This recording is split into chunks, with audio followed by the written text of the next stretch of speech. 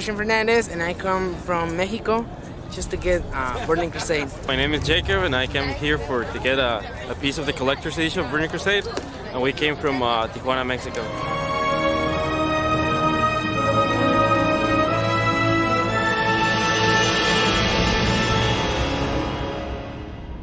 Wendy Breezy here on the eve of a truly historic occasion. Tonight at midnight, millions of die-hard World of Warcraft fans across the globe will be the first to get their hands on the long-awaited expansion, World of Warcraft, the Burning Crusade. I've been porting near and far to bring you the most up-to-date coverage of this unforgettable event. You can only play one game for the rest of your life. What would it be? Checkers. I was kind of hoping you would say this game, but all right, moving on. World of Warcraft! My dog loves World of Warcraft. Whenever we play it, she likes to roll up underneath the desk and fall asleep when we're playing.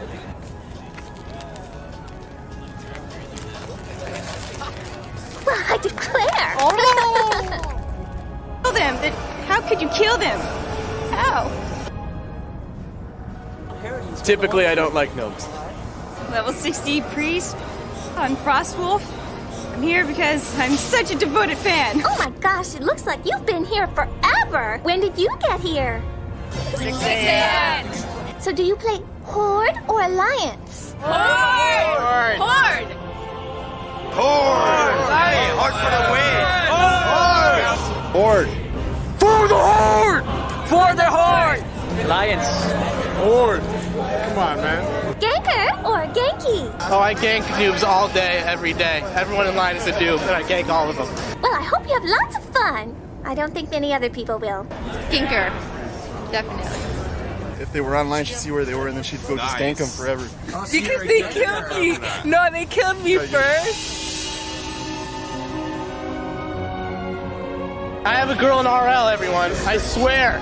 She's not here, but she's real.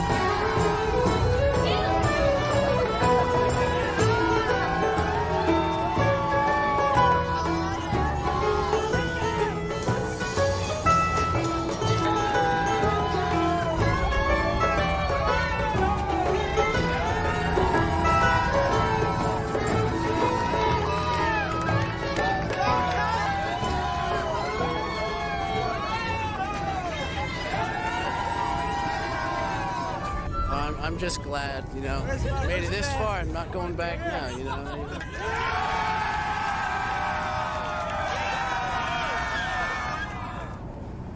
As you can see by their responses, these fans are...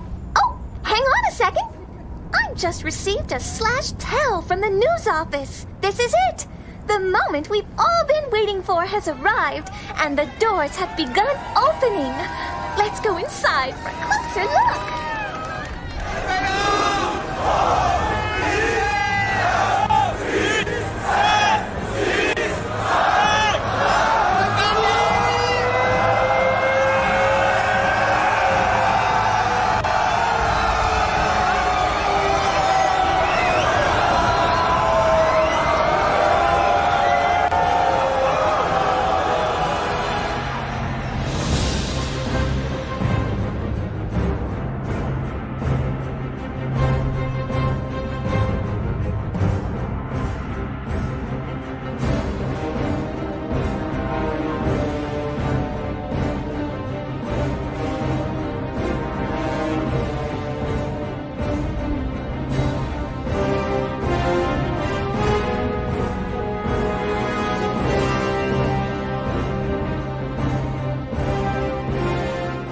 so sad I never got a collector's edition. Now I got my own collector's edition. I'm so happy. You guys take care of us, man. You guys really take care of us, man. My goal is to get 61 before I sleep. Okay, that's... Oh! Take that! Uh-huh. How does that feel? Sign off. How do you like me now, huh? You want a piece of... Sign off the show. Oh, sorry. This is Wendy Breezy saying so long, and let the games begin. What did you just... Ow, ow, ow! Hello, healing! You big meanie. Oh, I got a purple in my bag waiting for you. You gonna make me take it out? You want this mace? I'm gonna show you this mace. Here we go. You are not prepared.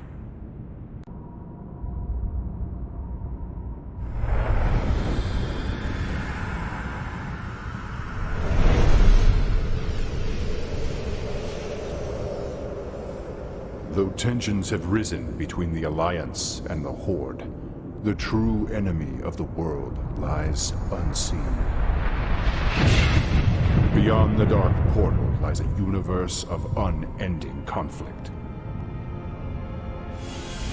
where the shattered realm of Outland has become the battlefield for a dark and murderous crusade. The Burning Legion has returned to claim vengeance, with a host of new terrifying warriors, such as the Wrathguard, Fell Reavers, the Shivan, and Warp Stalkers. While Outland's native denizens, the Ethereals, Nether Dragons, Naru, and the Gron rally countless others to war.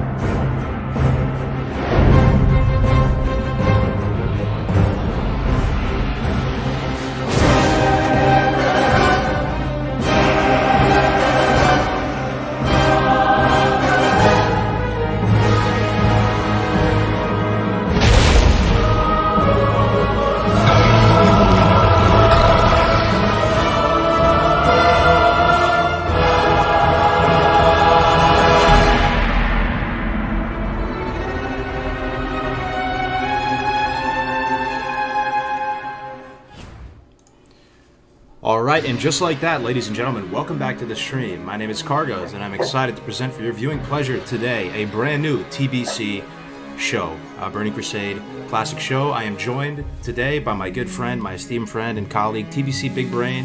You know him, you love him, you probably tuned into his stream and watched him kill a million bosses in the Burning Crusade. Crix, my man, how are you today, brother? Good to have you here, my man. I'm doing phenomenal, man. I'm so hyped. The TBC hype is hitting everybody. And I love it, man. I love it. Yeah, I'm very excited for it as well. I know we're a few months out, guys, but we're trying to kind of stay ahead of things here and just try to set everybody up for success. We're going to be doing more TBC guides, learning about the Burning Crusade. I know a few of you listening right now were here, in the months and maybe even years leading up to Classic WoW, and that was a hell of a time period. Doing those theory crafting workshops with you guys. So we don't exactly know how this show is going to pan out. We're going to very much take your guys' feedback into consideration here. We have a bit of a kind of like a syllabus type thing of stuff we want to cover in each episode, but we're pretty flexible. We're not 100% sure, how this is going to pan out, but it should be a good time. So here we are, Crix, man. It's gonna be dope, man. So hyped. Me too, man. Me too. All right, let's see if this works. Nope, it didn't work. It didn't work either. There we go. That worked. Here we go, guys. So welcome to the Dark Portal. Thank you so much for being here. If you guys have questions, by the way, we created a new Twitter handle. You can tweet your questions at Dark Portal Show, and we'll try to answer them. No promises towards the end of the broadcast. So hope you guys are doing good. Crix, what are you sipping on this evening, man? We had a little kid's birthday party yesterday, so it's some weird Costco IPA. Some Costco IPA. Red Bull behind me too. Nice, man. Yeah, I just popped the bang a minute ago drinking some Frosé Rosé. How's the volume, by the way, guys? I'm a bit of a scuff streamer, so I'm never quite sure with the volume, but hopefully it sounds okay. So here's our agenda for today's episode. Bear with us. We'll probably have some technical difficulties here. As you can imagine, it's a cargo stream, par for the course. We'll go over kind of our mission statement with the show, what we hope to accomplish with the show, why are we doing it. Next, we're going to overview, from our perspective, what we'd like to cover in terms of content or what we think we're going to cover. And then we're going to have some fun. We're going to take a trip back to 2007, and we're going to take a look at, who here remembers what 2007 was like? I sure don't. It's a bit cloudy for me. So we're going to take a trip back and take a look at some of the media and current events. We'll share some TBC war stories. You guys feel free to share some war stories yourselves of stuff you did back then or where you were in the world. Then we'll get into the rumor mill. We'll talk about what we know about TBC Classic so far. What rumors are circulating, news and stuff like that. And we'll feel it out, man. But Crix, brother, how you feeling again, man? I'm a little nervous here. I'm doing great, right? I know my mic's kind of loud, so I want to try to test the volume out right now. Make sure it's not too loud. He was a little bit loud. Okay. Sounds good to me. Hopefully it's okay for the chat. Yeah, let us know. We'll try to level things out as we go. All right. So, Crix, brother, I'm talking a lot. Sure. Let's get your opinion on this. What do you hope to accomplish with this show, my man? As far as we got some months here before a potential TBC Classic. What are you thinking? So, a little background. About 9 months ago, I was super into Classic, and I quit Classic to jump on these private servers. I didn't quit Classic right away, but I started raid logging Classic, like many of us are already doing, right? And then fell in love with it, man. Absolutely in love with it. It was my first time running it through since the original one. And so I officially quit Classic, man. When I was trying to figure out, I play Warlock, and when I was trying to figure out previous stuff, and I'm lazy. I don't want to read, an article from 2009. I want to see a YouTube video. I want to see someone explaining to me you would explain to somebody, and there was nothing. And then I kind of realized, okay, maybe I can fill that void, and I want this and everything else we do to help people segue into TBC, just as much as you help people segue into Classic. You know what I mean? For sure, want, man. Yeah, and you've come so far already. I remember when you quit Classic, and Crix just applied himself full force, full sponge mode, full monk mode, learning everything there is to know about TBC, and now he's definitely one of the biggest TBC brains. And I myself, guys, I'm a bit of a TBC noob. Back in the day, I played Burning Crusade, right on launch week, but still, was kind of a noob back then and don't remember all that much. So it's really, good for me being able to bounce stuff off Crix and use his network, because he knows, a lot of the top dudes that play on the private servers now and stuff like that. So we're gonna go over news as news comes out about TBC Classic, maybe stuff, beta announcement, things like that. We'll be covering it. We'll stay on top of it for you. We're hoping to do some interviews with people that worked on the Burning Crusade. That might be a little ambitious, right? But imagine, maybe 1% chance, maybe we could get Chris Metzen, Rob Pardo, any of the old guard that Ian, we're coming for you, bud. Okay. Ian, we're coming for you. And get some of that old guard. I mean, we had John Stats, we had Kevin Jordan on. That was freaking awesome. But we'll see, man. There's a small chance. Then we want this to be educational, so we're gonna do some BS and we'll be shooting the shit and stuff like that. But we're gonna try to make it educational a lot of the time, and try to set you guys up for success. So talking about guides, tips, tricks, strategies, theory crafting a lot of the time, and try to set you guys up for success. Real quick, I think I might be. Are you playing the stream? Oh, was that me? Oh, sorry about that. It's all good, brother. It's all good. I've done that like a bazillion times. I'm trying to figure this out. Yeah, I'm trying to figure it out too at the same time. And then, form a community, right? Form a community, a wholesome TBC, very wholesome group of people looking forward to TBC. Imagine. And then the other aspect of this show, maybe, is we might be able to communicate with Blizzard. Blizzard probably has a lot of questions and concerns about TBC.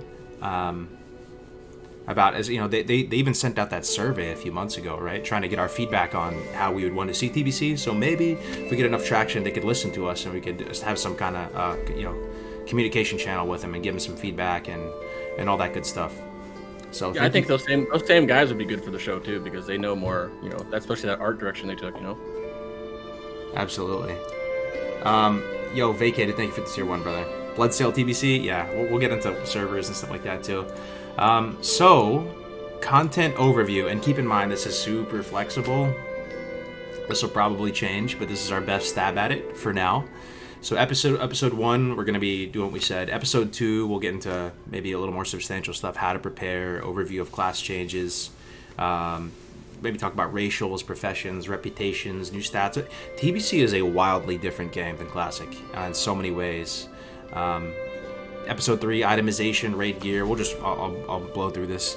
We'll do an episode for PvP. We're going to do some class spotlights, warrior, mage, warlock, hunter, so on and so forth. You guys get the picture. So it should be a good time. Crix, is there anything you're really excited to cover in particular? I mean, warlocks. Warlocks.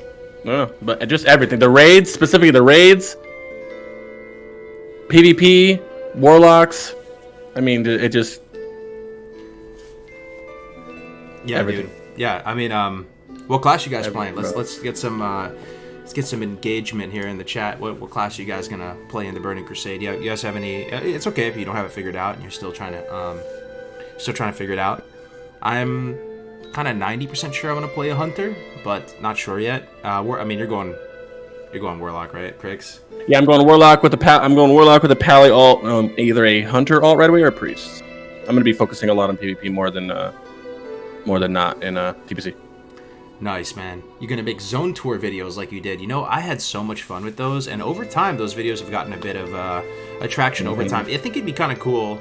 I mean, I don't know, Crix, we could pick a zone per episode and maybe just, we could learn about, maybe read about the lore, like zoom through it and guys, we have a long time till TBC comes out. We don't know when it's coming out. We can talk about speculations later, but I'm gonna say at least a year. At worst, I hope it's at least a year. And we have an episode every week. We got a lot to do, so we're gonna be doing zones. Anything that can be TBC related, we will cover. And also, if you guys have stuff you want us to do as well, just shoot it down there. Absolutely.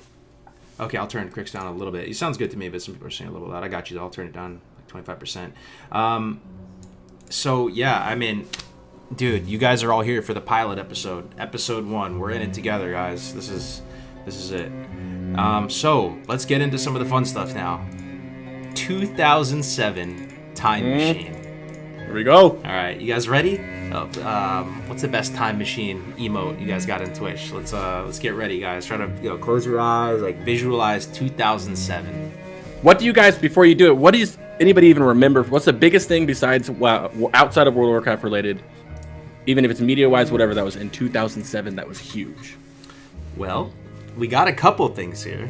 We have a few slides here just to try to set the mood, set the stage a little bit for you guys, because it's been, that's 13 years ago now. I mean, going on 14 years. So let's take a look at what some of the media was back in 2007. And make some noise in the chat if you played any of these games or watched any of these movies. We got BioShock. Did you ever play BioShock, Rix? Oh yeah, only the first one though, and I didn't dig deep it down though. Yeah, it wasn't my cup of tea I thought the first one was pretty sick. You crash in the water and there are little zombies underground. So we got Crysis, God of War, Halo 3. Man, I am a big Halo head. Halo and WoW. We still play it every now and then, man. It's a fun game. It was fun doing a campaign. What was that, like a month or two ago? Yeah, don't just skip over God of War, by the way. God of War. I'm not a huge God of War head. Is that? Tell me about God of War. Get me off this podcast. You're not a big God of War fan? I played one or two of them. I played the one on PSP, bro. I had a PSP. I used to love that PSP. You have PSP? Yeah, I did. I did it for a little bit, but I didn't like the God of War that was on the PSP. I liked it. Okay. Oh, James says Guild Wars 1 was 2007. I didn't know that. Guild Wars 1. Oh, I did play Guild Wars 1 as well. I did play. Wait. But no. Wait, that means I would have played an MMO before WoW. That's. Oh wait, no, never mind. This is 2007. Oh, it was 2005. Sorry. Wait, WoW was your first MMO? Yeah, WoW was my first MMO. I played the Final Fantasy MMO on PS2 for like 1 week or something before WoW, but it didn't really count. I didn't really get too far with it or anything like that. And I watched my buddy Chris play EverQuest for a little bit. But anyways, we also have Mass Effect. Yo, I loved Mass Effect when this came out. I thought it was so cinematic, the voice acting, everything about Mass Effect made me so happy that I would go around the dorms, right? Because, oh wait, interesting, that might have been Mass Effect 2. No, I'm pretty sure it was the original Mass Effect. I would go around to my friends and then pull them in and make them sit down and play the opening sequence of Mass Effect because it was like a movie. And I really appreciated that about games that look like a movie. We also got Assassin's Creed. Spider-Man 3. You want to take this one? I got it highlighted if you can see it. You brought it up. The Creed? Well, right next to Spider-Man. Yeah. Oh, this is a man, big piece of news. first iPhone announced in 2007. So for those of you with iPhones. First iPhone, guys. First iPhone. So I was in 2007. I was in, I guess, high school, huh? I graduated high school 2009, so I was in high school. Yeah, whatever year that was. Maybe like sophomore year or something. Yep. All right, we've got Uncharted: Drake's Fortune, Harry Potter, The Deathly Hallows came out, and then I had to throw this in there. This is the subprime mortgage crisis hit. A lot of people lost their shirts, man. I didn't even see that. Next up, we got a few movies. We're just, bear with us, guys. We're just trying to set the mood here. A different time, man. Bourne, this is one of my favorite movies of all time. Favorite trilogies. For me, the Bourne series and Matt Damon. He was just such a freaking Chad, dude, Matt Damon. I just loved him. Bourne Identity, Bourne Supremacy. I've watched Bourne Identity like 20 times, no joke. I don't think that's even an exaggeration. Really? Yeah, dude. Bourne Identity was so good, man. Hot Fuzz. This is a funny one, UK with Simon, what's his name? Yeah, I've never heard of that actually. Yeah, it's a good one. You watch it? What any of these stick out to you? Oh, American Gangster was one of my it's a top 5 movie for me. Denzel. I'm biased because I like Denzel and I Am Legend right next to it. Whoa, let me change that and say top 10. Both of those are in top 10 movies. Top 10? Yeah. And top 2 actors, really, if you think about it. Will Smith and that's a whole other. You can have a podcast about Will Smith. Isn't it kind of crazy, guys, that all of this came out in 1 year? I thought it was kind of shocking, man. All of this stuff everybody probably has some memories with most of this stuff, I would say. All of this came out in 2007. Yeah. McLovin, baby. McLovin. I remember watching that first time, man. Zodiac. I watched that the other day. It's on Netflix right now. There Will Be Blood. What else we got? Juno. You said you like Juno, right? Yeah. Oh, yeah. That's one of my favorite movies. I had a kid pretty young. I had my first kid in 2008, so I loved it. That's my... Yo, you put bald-ass Britney Spears on here. Come on, that's the year Britney Spears shaved her head and went crazy, went bald, man. Everybody, that's what she's known for more than, oops, I did it again, was being bald, freaking out. Hell yeah. Ocean's 13, I love the Ocean movies. 28 Weeks Later, another zombie movie classic. Pirates of the Caribbean, whatever installation that was. 300, though, man. Come on, bro. Remember when 300, everybody was dressed up as like a Spartan for Halloween and stuff? I remember going to see that in theater, leaving, and immediately getting the next ticket that was available to go see it again. And that it was already started by like 40 minutes, and I still paid for it to go see it again. It was that good. Loved it, man. Yeah. Yo, can you guys hear the music all right? Somebody said they can't hear the music well. I can turn it up a bit if you can't. No, apologies. I can hear it. It's fine. You can hear it? Okay. Yeah. So, yeah, Knocked Up, The Mist, M. Night Shyamalan, 300. Anyway, one more slide. Bear with us. Just really set the stage here. No Country for Old Men, Ratatouille, Knocked Up. Anyway, so now at the risk of totally discrediting myself and discrediting Crix, we're gonna do something. Here we go.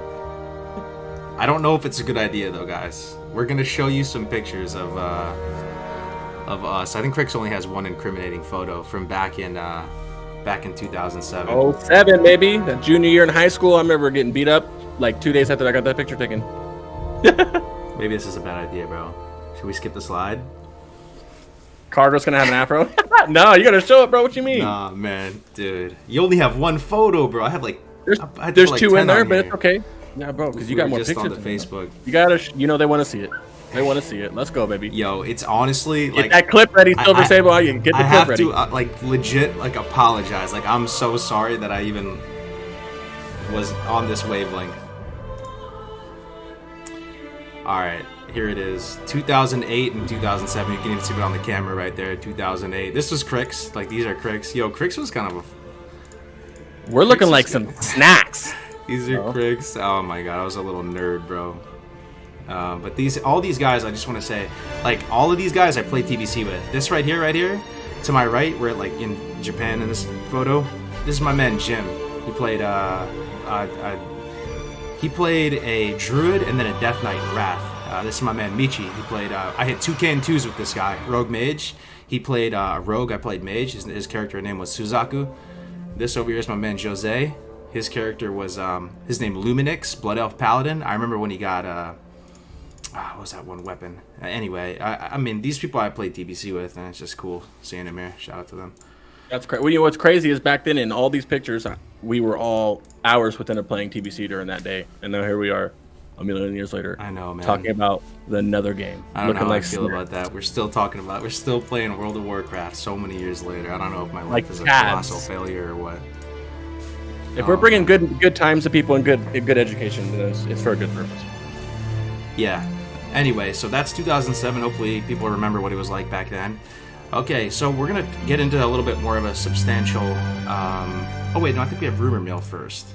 Yeah, Rumor Mill. Okay, so what have you heard, Crix, about TBC Classic, rumors of TBC Classic? And chat, chime in here, too. The conversation was everybody here. I recall, like, a couple months after Classic came out, they did an AMA. And there was a blue post saying that if Classic was received well, that they would continue on with TBC and Lich King. And I've not been able to find that blue post until I looked thoroughly and found the Forbes interview that someone did saying this pretty much the same thing. And then, of course, the Nano guy from NOS. So Nano is the main GM of the NOS server, NOS private servers. And he posted that he has insider knowledge. And I've reached out to him. He hasn't hit me back yet to see if there's anything more substantial based on that. But was it one or two tweets? It looks like it was two. Separate tweets. It was one, and then like a week later he did a one, and then when they pushed it back, he did another. Yeah, so I think this was the first one. Yeah, as you said as well, Nano was on the Nostalria's team, and they've just kind of become like martyrs in the community, right? Everybody worked on the NOS project. Haven't confirmed it yet, but the hottest rumors for Classic WoW next Ramos release is planned for early December, with a TBC beta rolling out in March/April 2021, sooner than expected, but we'll see. And then this is his other tweet. Update. I have had a second source confirm that the plans for Phase 6 Classic is a rollout in early December. I also had the same source confirm plans for a TBC beta in March 21, and there may be a chance of a TBC launch after that.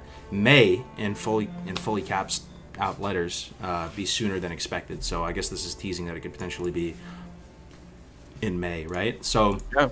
I've spoken with Nano before in Discord. He seems like a nice, honest dude, and it's kind of crazy that he's tweeting this type of stuff out. You know, like if it was, you have to put yourself in his headspace. Like if this stuff was patently false, right? Wouldn't he? I mean, he'd probably be worried that Blizzard would be like, "Yo, this guy's crazy," or strike him down, or whatever. And if you can look at the comments, there wasn't really any like negativity towards the guy for saying it. So that kind of gets a beta in March is way, obviously that's not going to happen. That's way early, right? But I mean, he couldn't be far off. He knows more than we do, it seems like, and there wasn't a lot of stuff discrediting him to say that it was true or false. You know, I feel like if somebody, like if I was just to post some random shit like that, you'd get flamed. You know, because like, oh, where's your proof? Where's your proof? Where's your proof? And this guy, you know, he had a bunch of predictions and stuff related to Classic as well. You guys remember? I couldn't tell you what they were, but I remember he was tweeting and talking about Classic when the beta was going to drop and all that. So I think it'd be interesting to go back and check his tweet archive and see if a lot of what he said about Classic came true. Probably should have done that before the show. I'm gonna take I'll try to do it another time. That's interesting, man. So for like this was shocking to me. I mean, I thought that best case scenario we would see TBC maybe next summer, right? That's what I was thinking. Like best case, maybe pushed out till fall or winter due to the whole pandemic and all that. But that means we're a few months out, man. Yeah. This is true. I don't think it is. I don't think it's so far off, man. I mean, obviously that's too soon for a beta, but I mean, I can see a beta by June. I don't see why not, man. Yeah. When is the BlizzCon line, by the way? They didn't announce that, right? I mean... February BlizzCon, I believe. Virtual BlizzCon, February. Virtual BlizzCon, yeah. So that was one piece of news. The other thing that we got, I forgot the exact time frame, but they put a couple surveys out. You linked to them in here. Mm-hmm. I think was this an email or something like this? I remember when it made the news. They sent out emails to some people. I don't know what the stipulations of who they sent it to. It could have been just active accounts for a while or whoever, but quite a few people got this. And there's only two real questions. It pretty much asked us how, from the community standpoint, how we would like it, you know, that they're quote unquote thinking of doing the TBC server, and what would be the best way to go about that. I love how you put extremely interested. Yeah. This is yours, yeah. You smashed that extremely interested, bro. Let's see this other one. Thinking about the potential ways a player could start a character in Classic Burning Crusade, which of the following would you prefer most? I guess we know what your answer is. Continue playing my current Classic character on my existing server as it progresses to the Burning Crusade expansion, with the option to transfer to a Classic server that will never progress past level 60. The other options are shorter. It almost feels like Blizzard wants you to pick like it. Yeah, this is wants you to pick. It's like it's weighted towards they want you to click the first one. Yeah. Oh yeah. You know. I actually I have a different thing that I would like to happen. I think it would be fun a different way. But those are the 4 options they give us, and each one, if you think about it, like that one makes the most sense. Continue playing my current Classic character on my existing server that will never progress past level 60 with the option to transfer to the Burning Crusade server. I don't think they'll do that because more people are going to be doing TBC than Classic, you know? Yeah. So the minority is going to be the one who needs to leave. In my opinion, that's how it should go. I find it interesting at the bottom they have start a brand new character from level 1 on a new Burning Crusader. It's a Burning Crusade server. I mean, what's the psychology? Any like test makers here? You know, they put it as option D. Isn't option C like always the highest chance of it being the correct one? I mean, it almost like they just threw it in at the end, like, oh, I guess you could do fresh as well as put that in as an option there, Johnson. That'd be toxic. A lot of people would play with that. I kind of vibe with starting at level 58. That's kind of cool. Like 58 into a pre-patch. What I would like them to do, which is outlandish, but I think it'd be fun, is 3 months before TBC they drop fresh. Everyone's level 1 pre-patch, so all this stuff is TBC towns, and you guys have 3 or 4 months or however the allotted time to get to 60 or 58, whatever, to get your professionals ready to stack as much gold as you can. And then after that allotted time, you go in with whatever you have. Yeah. Only because I'm looking out for I'm a private server guy. A lot of these private server guys don't play Classic, so they're behind. They're way behind. They're not going to have guilds and Nax gear running into TBC and mud stomping world first like they have been on these servers. Yeah, it makes but Blizzard sense. obviously is not going to care about the private server. What would you guys? So it looks like a lot of people are spamming fresh in all caps. That's kind of the meme, right? What do you guys want? Make some noise for which one you would want. This second option here is continue playing my current Classic character on my existing server that will never progress past level 60 with the option to transfer to a Burning Crusade server. Wait. Yeah, that might be better, bro. Wait, hold on. Well, one is the server is going to be a TBC server and you need to go away with your Classic character, or it's backwards. This is going to remain I see. a Classic server. I see. Yeah. So which one did you want again? I clicked the first one. Yeah. So that this one is makes yours, okay. The one that I want is outlandish as shit, but that one's the one that makes perfect sense. The only thing it's hurting is people who play private servers, and really, if they want it that bad, when they announced it, they're going to give us 8-9 months head start. You guys are just going to have to go earn it. Is this a hot take? I kind of want B, because the Classic people, it's like you're forcing them out of their environment, as opposed to the opposite, where people are like opting into a new, fresh experience. To be honest with you, I didn't vote on this. I don't know. Maybe they didn't send it to my account or whatever. I saw this all happen, but I think I would probably choose B. Because why is that? Because you want to remain. Because you still want to play Classic though, right? A little bit. Well, my thing is, I think some people signed up to play Classic WoW, and one of the carrot on the sticks for them was, look, this time I'm playing for keeps, and if I get gear and I get my guy fully bissed out, I kind of beat the game, and I can log on to him and just run around and be the best, and it's actually worth it for me to get every piece full BIS because, it's almost forever, right? So they might cherish their characters like that, and yes, you could still keep your gear, but it just would hit differently if people are level 70 running around you in full tier 6, and you're just like a level 60 Andy walking around in your Nax gear. What is the downside to B? I mean, well, the first option, you still have your level 60 character. He's just on his own server. Oh, you're saying you want to be 60 forever, but be mingling with 70s? I say in the old world. The servers we're on right now would stay. The issue with it, though, I'm saying right now is that the demand for Classic is going to go way down when TBC comes out. So, if you kept all these servers Classic with the ability to opt into TBC, like 90% of the player base would opt into TBC, and there would be 10% probably that would want to stay in Classic. You feel me? So, okay. Yeah, which is why they do that. And to be honest, Classic Classic private servers are probably going to back up too as soon as this happens. I would assume. Yeah, you would think so. Call me tinfoil hat, call me crazy, but the fact that this is option D at the bottom, start a brand new character from level 1 on a new Burning Crusade server, it kind of feels like they just threw it in. I don't think we're getting fresh. No way, dude. Yeah.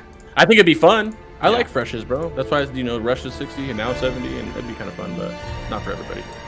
There's a lot of time to get to 60, and to have to go from 1 to 60, even with, I think it was like 45% more experience you're gaining in BC, like in the old world. But even with that, it's still a long time, People don't have the time to do that.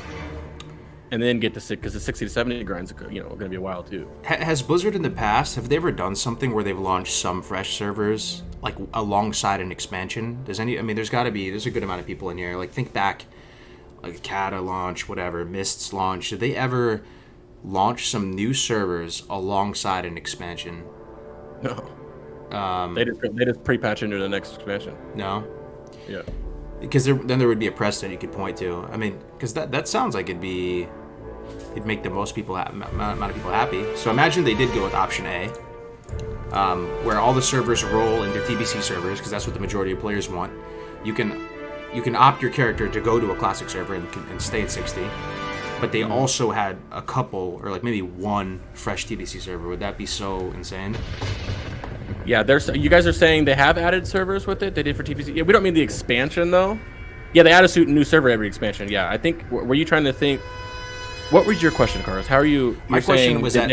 expansion and they had another server open to remain playing or something? Yeah, like just a fresh server. Like TBC launches and it goes, okay, we're launching 3 new fresh servers along TBC, so if you want to start over, here's a fresh server. And sometimes when you log into the game, it says new players, like recommended new players to this new server. I don't know. Anyway, no, yeah, they definitely. I think I'm on this. I think I initially wanted B, but now that I'm thinking about it, it kind of wouldn't make sense because it seems like 80-90% of the player base would want to go over to TBC. So yeah, okay. Yeah, it is old Nova. We're just going over for the beginning just because some people might have not known it. What is this first one? Oh, this is the thing that made you take the survey. Okay. Gotcha. What is this next slide here that you put with Kyvax? That was the email was that, and then you take the survey and it brings you to those questions. How about this next one? What are the plans after Phase 6? More content for Classic or moving to TBC? From Blizzard. We've done most of the hard work by bringing back 112, so progressing to Burning Crusade would be a lot easier for us. Our plan is to identify everything we need to do should we ever decide to go this route. We want to be sensitive to the desires of our players. Some may want BC and some may not. Okay. And this is Brack up top answering too. Yes, I don't want to trivialize the amount of work that's required to do that or the amount of time. It's not something we can just dial up and dial down, but assuming a wildly successful Classic, we'll see what the future brings. What do you guys think? Was Classic wildly successful? Yes and no. Wildly successful? What do you guys think about Classic? I would say yes. Sub-wise? I mean, yeah, I guess it was. Yeah. Yeah. I mean, did it do better numbers than BFA? Well, think about it from the shareholders and stuff like that. Maybe not even for us. Just what are the shareholders thinking? Like when they go to the board meeting, are they happy with it? That's probably the thing that's moving the needle here, right? More so than true. Yeah. I think they are. I mean, they said for a while that the I think was it double or tripled the amount of total subs? Yep. Like 8 months ago, they said it, right? Yeah. So, I mean, that's good. They're saying, assuming a wildly successful Classic, that they're going to do TBC. So, yeah, I mean, does anybody really think that they're not going to do TBC at point? I feel like it's... They should just go out and... I guess they're waiting to hype it up for BlizzCon Online and announce it there officially, right?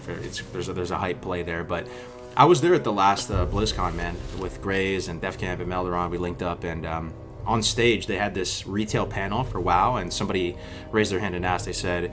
are we going to see Classic TBC? And even on stage last year, one of the dudes who was on the panel said, we are not opposed to doing TBC.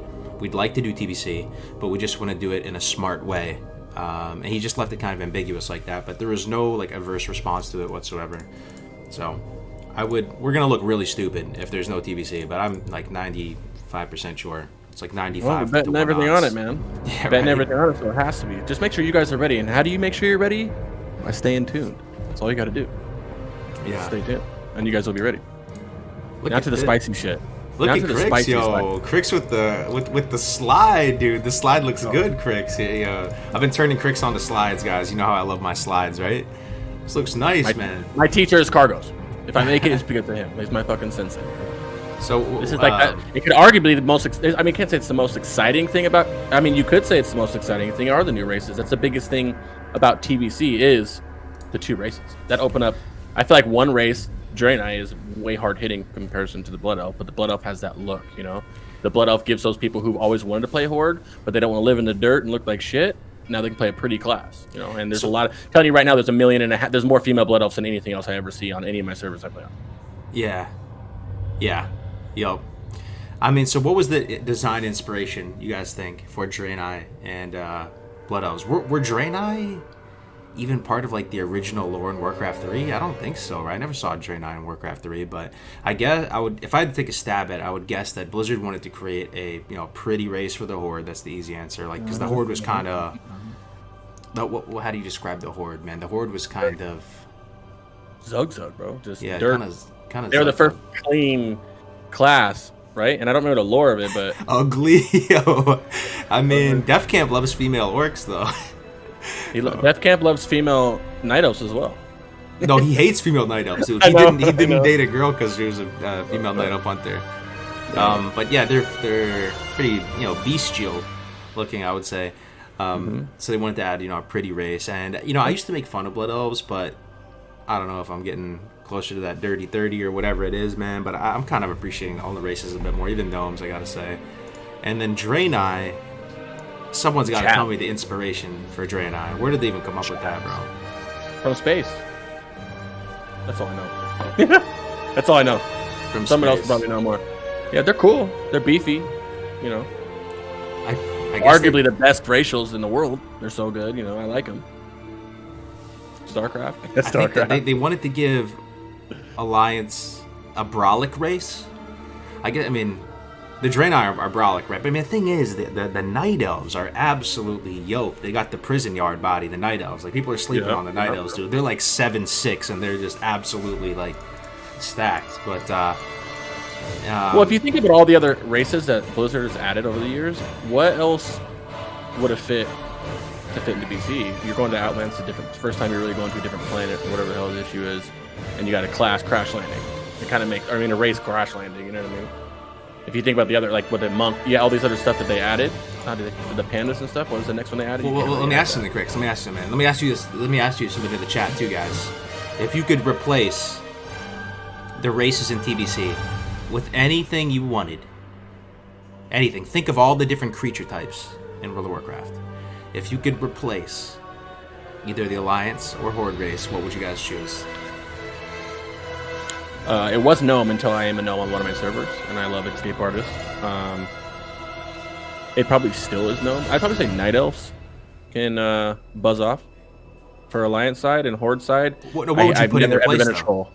What would you put? Oh, you're saying replace them? I thought you said just get rid of them. Yeah, no, I'm saying if you could take like another creature in the Warcraft lore and in your own selfish alternate universe, put them in the WoW universe as a playable race to replace one, what would it be? Damn. I feel like they could have Blood Elves. They could have made more like Dark Elves. Like you see how lore has Dark Elves in there, although Night Elves are kind of dark. You could have made Night Elves Wood Elves, which is actually a race of an elf in every other fantasy lore, and you could have made Blood Elves Dark Elves. Blood Elves are kind of like Wood Elves, though, right? They look like exactly, that's what I'm saying. But that's what they could have made it for the other side, and then gave Horde Dark Elves, who are still kind of pretty. They're just darker, One guy in Twitch chat unironically said Trogs. He's got to be Trog, right? Like the really hairy guys. The guys that look like classic. Yeah, the guys that look more than. No. But I think you know what my answer would be, bro. My answer would be if I could replace anything, I would actually want to play a Naga. I think Naga look pretty sick to me. Yeah, it looks pretty badass, and even in the cinematic, I think it's the TBC one where the Naga jumps down. He's got like a big sword and he slices the guy in half. Oh wait, that might be a guy slicing a Naga in half. Anybody. Nagas would be cool. They've been memeing about Murlocs for a while. Years. They've been saying Murlocs are gonna be a race. Whatever the fuck. Illidan. Yeah, Illidan's a Night Elf, right? I don't even know. I think so. Looks like a Night Elf. Night Elf with horns. Anyway, sorry, man. Sorry to derail your slide here. New races. What do you want to talk about here with these new races? Well, I mean, before we say anything, we have to point out the obvious, right? The obvious being Draenei can be shamans, and Blood Elves can be paladins. So now Horde gets paladins, and Alliance gets shamans, which is the biggest thing about these two things. Which is why they added it in the game. They had to cross it, because I don't think they could have lured like, oh, all of a sudden humans can be shamans now, and this kind of fits it. Which is why it doesn't bug me they added some random alien race. For sure. And shamans being an alliance is huge. It is. I mean, it's huge for everybody, but I couldn't imagine a TBC world where where paladins were still alliance and Draenei were still TBC. Yeah, I'm curious. I mean, what the chat thinks? Do you guys think it was a mistake to add a lot of shamans for the alliance and paladins for the horde? Do you think that was a good or a bad thing? I mean, since we've been playing classic so long, it feels pretty fresh and nice, It's hard to say. I mean, TBC's a fun game, right? So I guess it couldn't have been too bad. So shamans, people try to compare Alliance versus Horde and how strong they are in PvE, PvP, and I guess in theory having shaman on the Alliance and paladin on the Horde might balance it out, but there's still going to be some degree of imbalance, right? Like thinking about TBC racials, a lot of the big brain raiders will tell you that they feel like the Horde racials give them a significant edge. It is what it is. Hey, let's talk about these racials though for a second, man. Which ones do you like here? Well, I can do Draenei if you want to do. Or you can do Draenei if you want. I'll do Blood Elf. Do you like that Draenei? But you just did a racial guide, man. Oh yeah, sure. Yeah, go first with Blood Elf. Okay, so Blood Elf, they have Arcane Torrent. You know what it is. Melee silences all enemy for 8 yards for 2 seconds. It's pretty cool. It's some niche uses. We don't need to go into huge detail about each niche use, but you know what it is. It's that purple sucking thing, and it silences everybody. It's pretty cool. Mana Tap is garbage. It's used. I mean, it can be used as a paladin. When I'm a paladin, I'm doing like heroics. I like the pool with Mana Tap because as long as the enemy there's certain packs in dungeons, like which we'll get into when you get to dungeons. But the heroics where there's 6 to 8 mobs, and you would think, oh, I'm gonna pull all of them, but really, if you just pull the right one, it only pulls like half of them, and you can't body pull them, so you can pull them with Mana Tap as paladins, which is dope, or any class really. But it really helps paladins because paladins don't have a ranged pool like warriors and druids. Druids can moonfire or whatever, and paladins can warriors throw. Paladins can't do anything. If they use their Avenging Wrath, it's going to hit 3 targets, and it's going to pull all of them. So it's the perfect pull tool. That's the only thing I can see that even being that good for. Maybe putting up a debuff. Because, it counts as a debuff in Arena, kind of, I guess. And of course, the magical resistance is kind of cool, but it's nothing crazy. And the enchanting skill is fat if you're enchanting. Enchanting's pretty big in TBC as well. Yeah. The cool thing about enchanting skill, I would imagine that you'd be able to disenchant to a higher level. So the thing is, when you get a racial for a profession, right, guys? I'm not 100% sure, but I'm pretty sure stuff will stay orange longer for you, right? Like every single orange thing that you craft up will stay orange for like 5 or 10 more skill points. That enchanting is pretty nice, and even for Jewelcrafting on the Draenei, pretty much that's gonna make it significantly easier. And I think there's no other race in the game that has 2 clickable things as far as racial, right? Let me think about it.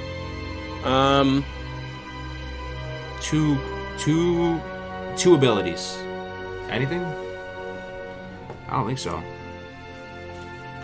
Well, it's pretty cool. Arcane Torrent, Mana Tap. These are both kind of right, actually. These are both racials that. Oh yeah, undead. Yep, good call, Nova. Undead. Let's. Cannibalize. Yeah. Cannibalize. Okay. True. Yeah, true. So it wouldn't be the first one. I think most people remember Arcane Torrent. It's a cool looking ability. Let me tell you guys, it's very flashy. Looks nice, but a lot of people are sleeping on this Mana Tap. It's fun as well. They're saying the music's a little loud. I was just checking the music. Turn it down a little bit. I'll turn it down a bit. Thanks for the feedback, guys.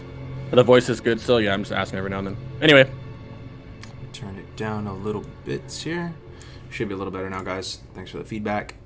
So I'll try to take on Draenei. The one that shocked me, because I'm not the biggest. Sorry, it might be a little bit too loud still. The thing that shocked me when I did this racial guide the other day is this one right here. Gift of the Naru, I could have sworn for years, man, people were telling me, this was just something that was passed around as like a piece of bro science. Gift of the Naru is dog shit. Gift of the Naru sucks. Like, what a stupid racial. Blizzard, what were they thinking? Gift of the Naru's. But as I was doing this racial guide, turns out it's pretty damn good. You just have to be a healer. You have to have plus healing gear. So that's pretty nice. And it's a free heal. It's on its own school. Scales 1-to-1 with healing, and some healers, I was shocking because Crix connected me with some big brain TBCers, and they were saying, man, this is the best. It's actually the best PvE heal in the game, because it's free. Scales. It scales with your gear, and it scales with healing power. Your health. Bonus healing, sorry. Bonus healing, yeah, exactly.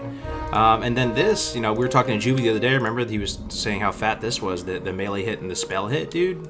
Awesome. You have to imagine 25 people all getting the benefit just from those Drain Eyes. The Alliance is getting, I guess in aggregate, what is that, 25% and your party. more hit? Yep. Yeah. And also with Drain Eye, remember how it's inspiring to heroic presence for melee. It has to be a melee Drain Eye to give the melee buff out, not an enhancement shaman, because shaman is considered a casting class. Yep. They always give it out to him, so it has to be a Drain Eye.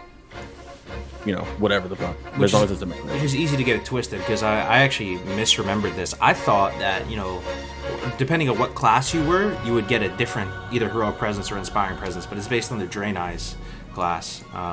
So it's pretty cool. I mean, there's no bad race in TBC, right? Let's think about it. What's the worst race in TBC if you try to think about it? I despise trolls. Yeah. I despise trolls for no reason. Let me think. Is there anything that sticks out as actually It's still loud? bad? Music's still loud a little bit, they said. Damn, okay. Just half it. Just half the music or whatever it is. Straight up half it? All right. Yeah. I think you're turning it down, but it's not actually turned down. Like, it might be mixing somewhere. Oh, yeah? Trolls have the best mount. Yeah, I agree with you, Kyle. I don't like trolls, man. I'm not a big troll fan. I don't know why. If you think about it, the classes that are trolls, I guess that doesn't count. Is there really a class? I mean, Taurens, I guess, or not. The only people who are Taurens are the people who really kind of have to be Taurens, if you think about it, right? Night Elves for Alliance, for sure. Oh, yeah, Night Elves is probably the weakest race. But at the same time, for Hunter, which is the big slapper of TBC, they're technically, the best race. So yeah. But Hunters aren't good because they're Night Elves. Some people would say Blood Elf is the weakest race. I know before everybody goes absolutely buck wild in the chat. I mean, I've heard Big Brain say that the only class that you should play Blood Elf on is what? Paladin. Yeah. So they were saying, I mean, think about all the other classes. I agree. But with that said, there is everybody and their mother and their mother's mother and your in-laws. Because they all be, play though. Blood Elf Paladin at TBC, right? You don't have a choice. So if you could be, if say like orcs or the racials. Think about the racials. If you could be a paladin with any other racial in TBC on Horde, you wouldn't be Blood Elf. You'd be, I don't even know because I don't know the melee meta like that. But you wouldn't. Would you choose paladin? Yeah. How many? So you actively play on multiple TBC servers right now. How many Blood Elf Paladins do you see?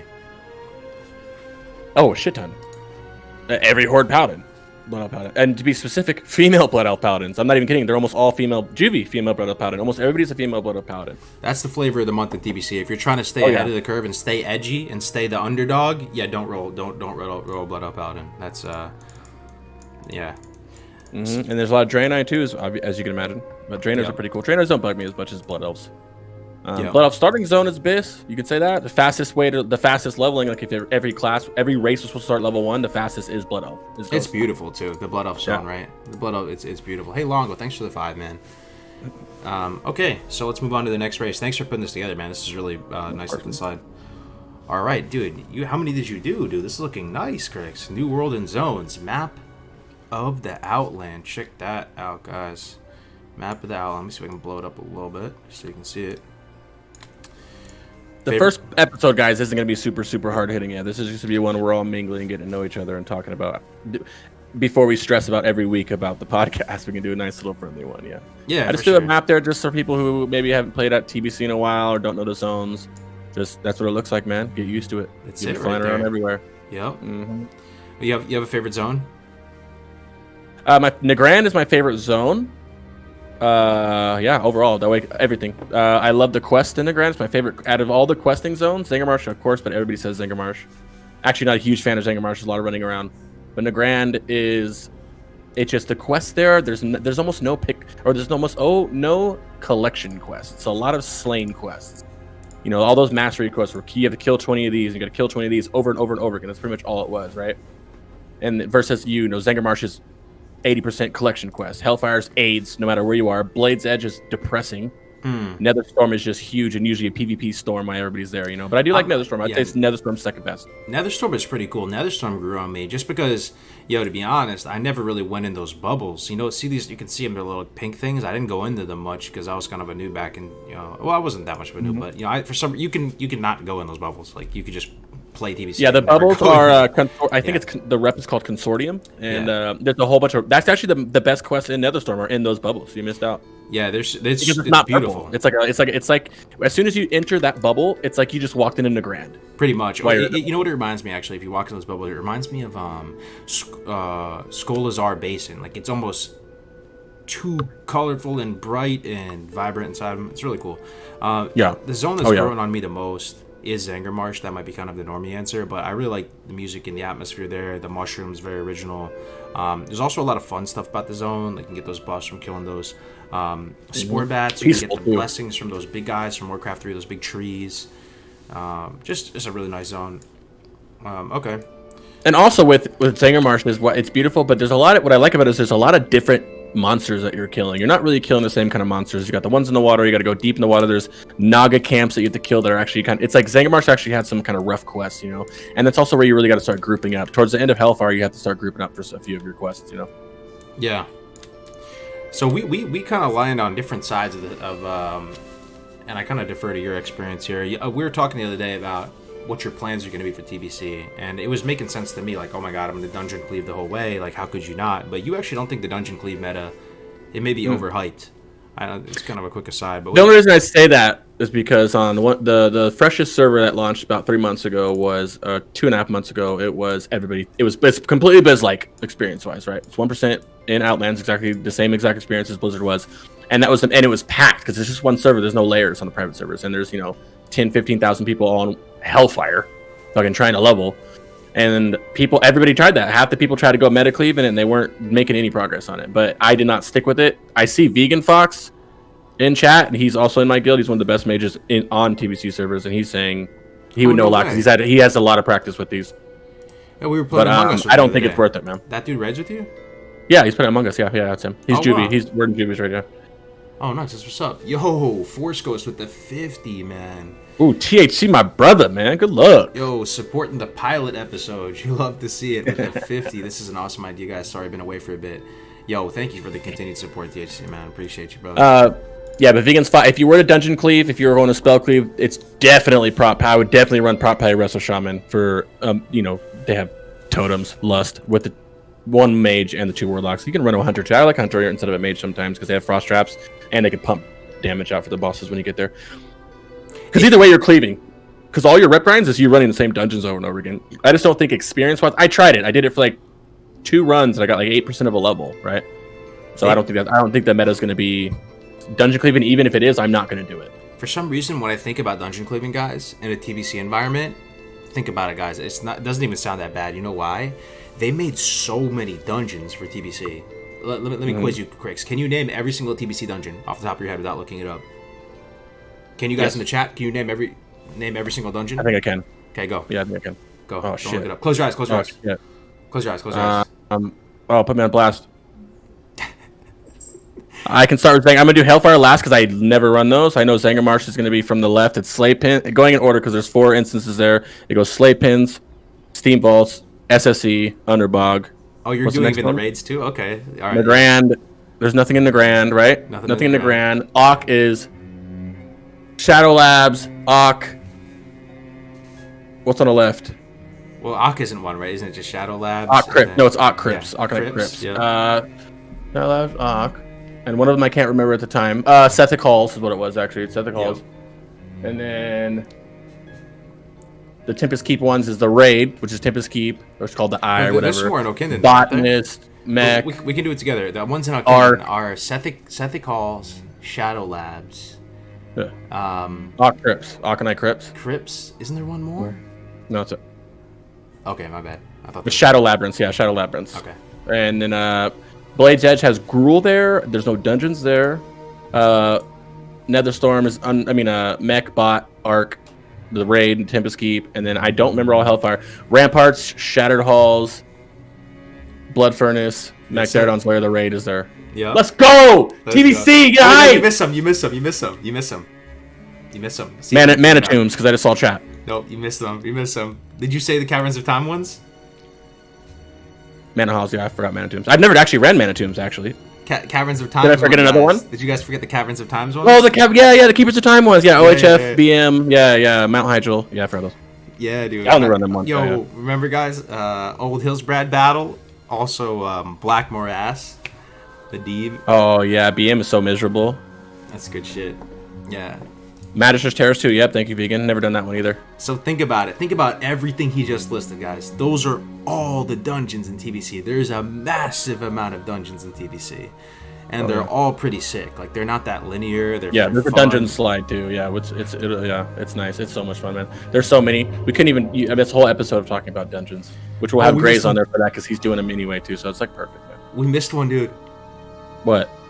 Magister's Terrace? Oh, you saw the chat. Yeah. MGT. Yeah, MGT is sick too. I've never done MGT or Mountain Tombs ever. Never had to. I ran MGT so much, guys. Even back during Real TC because I wanted the Chocobo mount. Yeah, the white one. You know, the white the bird mount, and I always like to look at MGT as well, and the Blood of Stone. I love the Aleph killed that asset. My favorite part of TBC, honestly. Doing the dailies there was mad fun. Seeing people run around in Brutal Glad there. Oh yeah. You know, one thing that's cool about the dungeons in TBC2, guys, is they actually drop epics.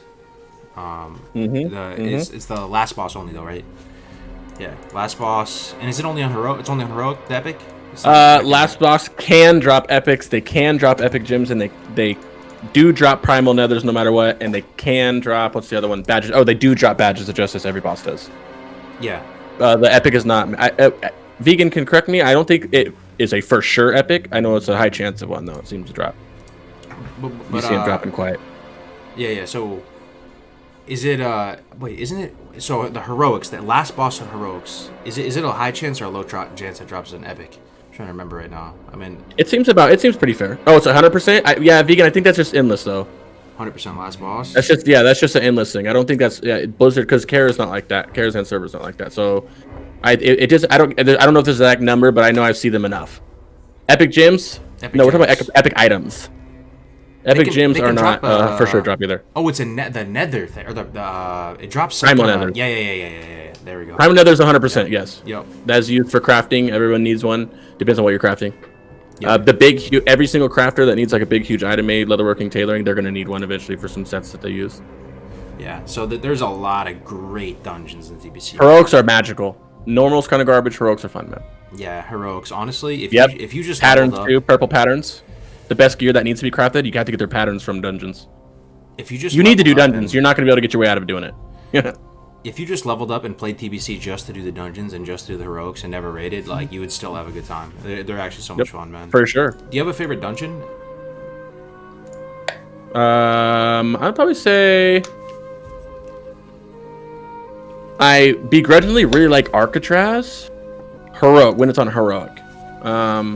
I don't have any favorite dungeons. I'm not a big dungeon guy, man. I like them, they're fun. I don't like BM that much. Someone just said BM. I'd probably say, looking at the map, probably the Netherstorm ones. They're pretty fun. I'm always Scryer's rep. They all drop blood. They're all blood elves. You keep the kill blood elves. Yo, those are kind of hard. Those Netherstorm ones. I was on Endless and I was tanking, and I didn't know some of the mechanics, and I had like a Russian group, and there's this one section where like there's these dead robots and they have like electricity. You already know what I'm about to say, right? I wiped them. They got so mad at me, bro. And that's an Arcatraz, yeah. I was like, never again. That's interesting too, because that mob. It depends on what server which private server it is, but that mob electrifies during the fight. But then after he dies, he still electrocutes people. Exactly. You have to do something. Like two shots you. So you have to like move out of LOS or something to like stop the electricity, right? And I didn't know. Yep. It's like 10 yards, 15 yards. Yeah, yikes, man. Game breakers too, because you'll barely make it out of the fight and think you're fine, then to run past him just to keep up, and then he just zaps everybody. It chains to everybody. Yeah, absolutely. I think my favorite one, MGT, comes to mind, but if I had to pick another dungeon outside of MGT, I don't think it's any of the Hellfire ones. Could be Zanger Marsh. Shattered Halls is fun. I like Shattered Halls because it's big AoE and I play a Warlock. Pretty cool. Let me think right now. There's got to be a good one. It might be Steam Vaults, bro. Steam Vaults is kind of sick. Steam Vaults you'll be running a lot. So yeah, Slate Pins and Steam Vaults. Oh yeah, vegan Steam Vaults. Yeah, Slate Pins. Those ones are pretty good, actually. Yeah, the Zanger Marsh ones. I'm surprised, and I never noticed this until we're talking about it, but Negran doesn't have a dungeon. Negran does not have a dungeon. Yes, you're right. Oh, they do. That is where you make your arena team, though. Mm-hmm. You have to go to the arena there. It does have a cool event, though. You guys remember what about Negran? I mean, it gives you a lot of experience too. The Ring of Blood. Yeah. Oh yeah, Ring of Blood is nice. Oh yeah. I made the mistake of trying to go there on Fresh, on Endless. Horrible idea. Navik and I went there. It was such a bottleneck. You're gonna have to keep that in mind. Come like real TBC. TBC was December 5th, 2006. Cracker, or whoever asked. All right. So here we're on to new raids now. So, all right, TBC the most raids. Exciting thing ever. And this is really like, guys, everybody in the chat here can really seriously learn a lot from Crix. Like, if you have any questions about raids, tweet them at Dark Portal Show on Twitter, because I mean, more so than anything, I feel like you can speak super confidently on raids. Like, you're a big pumper in the raids, man. Tell me just, even aside from the slide, how do you feel about raiding in Classic versus raiding in TBC? Here it comes, guys. Raiding is my favorite thing to do in World of Warcraft. I am not someone who hates retail. I love retail. It's fun because I raid, and that's why I kept playing retail for so long. Right, was raiding. I quit retail for Classic, and I'm gonna raid with my boys and with Cargos and Invictus and this and that, and it was fun until it wasn't fun, until you have to run Molten Core still to this day. It's lame, man. I don't like it. I'm not a big fan. I actually despise Classic. I like retail more than Classic. I think BFA is better than Classic. Ooh, I'm not a big fan of Classic. It's so boring. The world buffs are stupid. I could rant on about it forever. Yeah. But here's the thing. All the things, and I know that was a little, spiteful, but for anybody who agrees with me when I say you don't like how rating is in Classic, which I would hope is a lot of you, all of that is gone in TBC. Well, I hear it, because for me, I like the leveling a lot, right? So, like, for me, you might understand why I like Classic the best, but if rating was my favorite thing about the game, which you just said it is, I could see that why you don't like Classic, or why it just seems super boring to you, right? Okay. It's a mix of spending the time to world buff and then having to worry about some punk ass alliance dispelling me or killing me, and then it literally, like, I'm full buffed up. I'm ready to just get a super 99 parse run, and then I die, run to the raid, and then I'm just garbage, and it ruins my whole. It was reflecting on my real life because I'm hyping myself up all day long at work, and I come home to raid, I die or get dispelled, I freaking rage, and then I just don't even want to play the game anymore, and then I would reflect like I'm getting mad at my kids for no reason. You know what I mean? This stupid stuff because I'm so mad at the game, and I hated that they did that, and I don't know if it was that bad in vanilla, but it's not fun, and that's what Classic is not fun. PvP in Classic is not that fun to me either because you can't see how much damage you're doing in BGs, and that matters to me. You can't see how much damage you're doing BGs. Nope, that matters to me. It's like you rehearsed it. You have it all down to like I get a lot of these questions a lot on my stream. That's why. Yeah. But back to rating. The rating in TBC is it's so much better. And if we're gonna expect, so guys, we're presuming that Blizzard launches at 2.4.3 patch, right? If they announce something different, then obviously we'll change all our shit to coincide with the patch they're talking about. And we're going to assume, unless with what we hope they buff the content, they probably won't. And so if we're safe to assume that the raids are going to be just as easy as Classic, guilds will still struggle on some of these bosses because it's so mechanic heavy. A lot of these fights are mechanic heavy in comparison to Classic. You know what I mean? Yeah, you're not going to get one shot because the content's easy, but there's going to be some fights that you can't do anything in because you're not paying attention or you don't know the mechanics, or, Lady Vag, you guys aren't doing tainted cores right, or whatever the reason is, Mm-hmm.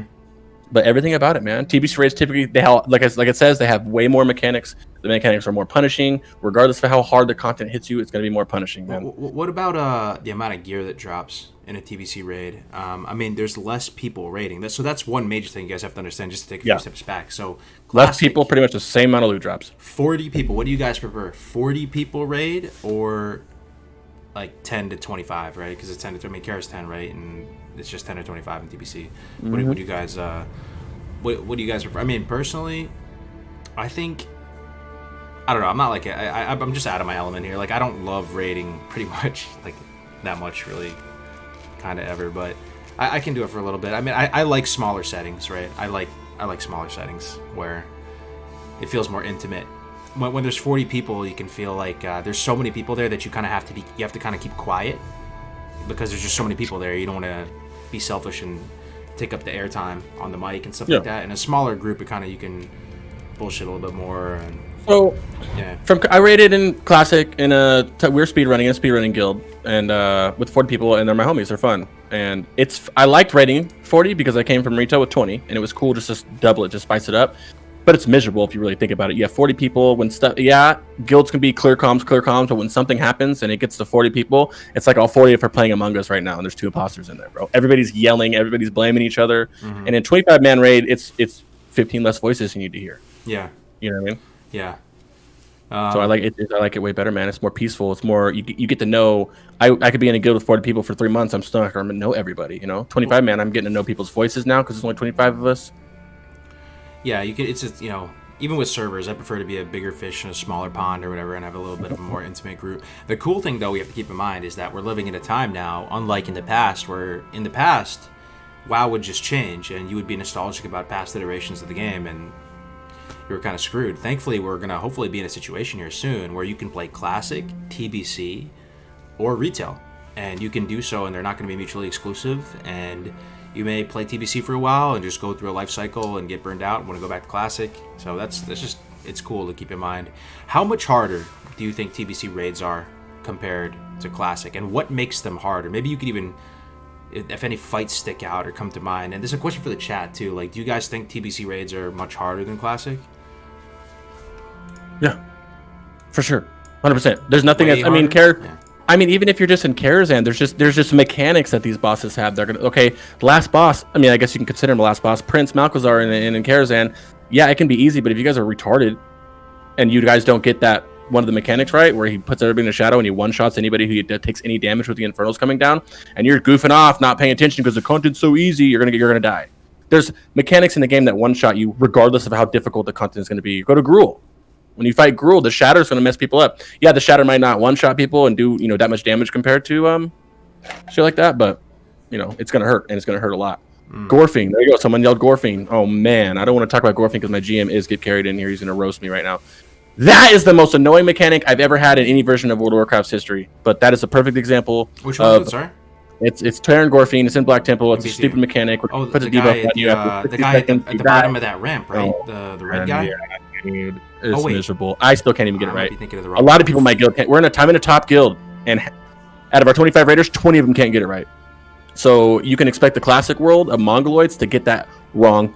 I can't wait to see people struggle with that, and I can't wait to watch the same people who are saying this content's going to be so easy. Hydros, another good example that Get Carried is saying. Get Carried is Juvie, by the way, Cargos. Oh, nice. Hydros is another one. That's a threat thing. Anything threat, and that's another thing, is threat is the reason why TBC raids are hard for low classes. As a warlock, speaking, hunters, mages not so much, melee and T6 stuff that you have all this stuff that you're going to pull threat, and if you pull threat, you're going to die. And then the tank can't grab that bad because it even had it, because now you're just cascading. All it takes is one warlock to pull, and then guess what? That tank has to fight every fucking warlock now because you just ripped off them. Well, so that is something you hear thrown out a lot. People say threat isn't an issue in TBC. I've seen a bunch of guides actually on YouTube where you'll watch them and they say threat is no longer an issue in TBC. Don't worry about it. But the more and more I'm talking with people like you, talking with Juve the other day, in your mind, you're still threat capped as a warlock, and threat is still very much a serious consideration. I want to know the name of the man who said that, because if you say there's no more an issue, this is where it gets him up. There was no issue with threat in Classic.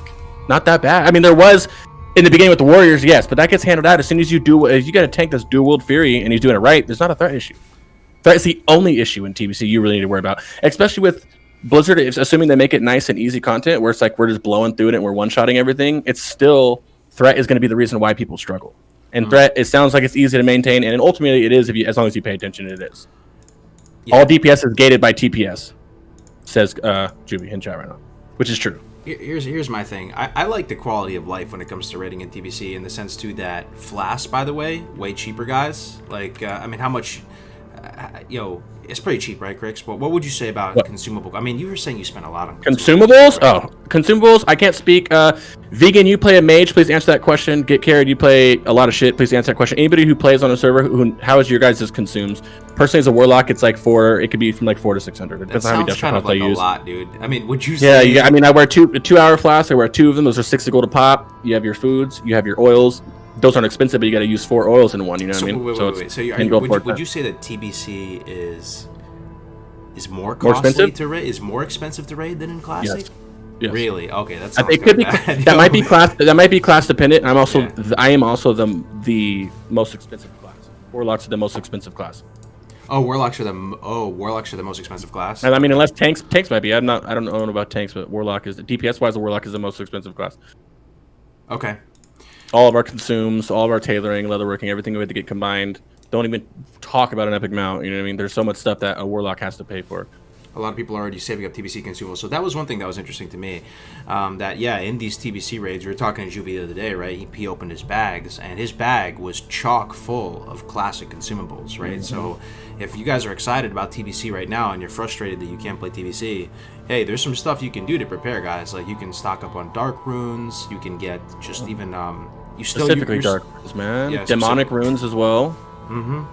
Flask of Supreme, for casters, Flask of Supreme Powers is your runner-up flask, and your TBC flask is only 10 more spell powers, 80 spell power versus 70. I said Destro Pots, Juvie. Destro Pots, Haste Pots, all the stuff that you can use. You can still, I think the mana and health pots the same as Classic too? I believe they are.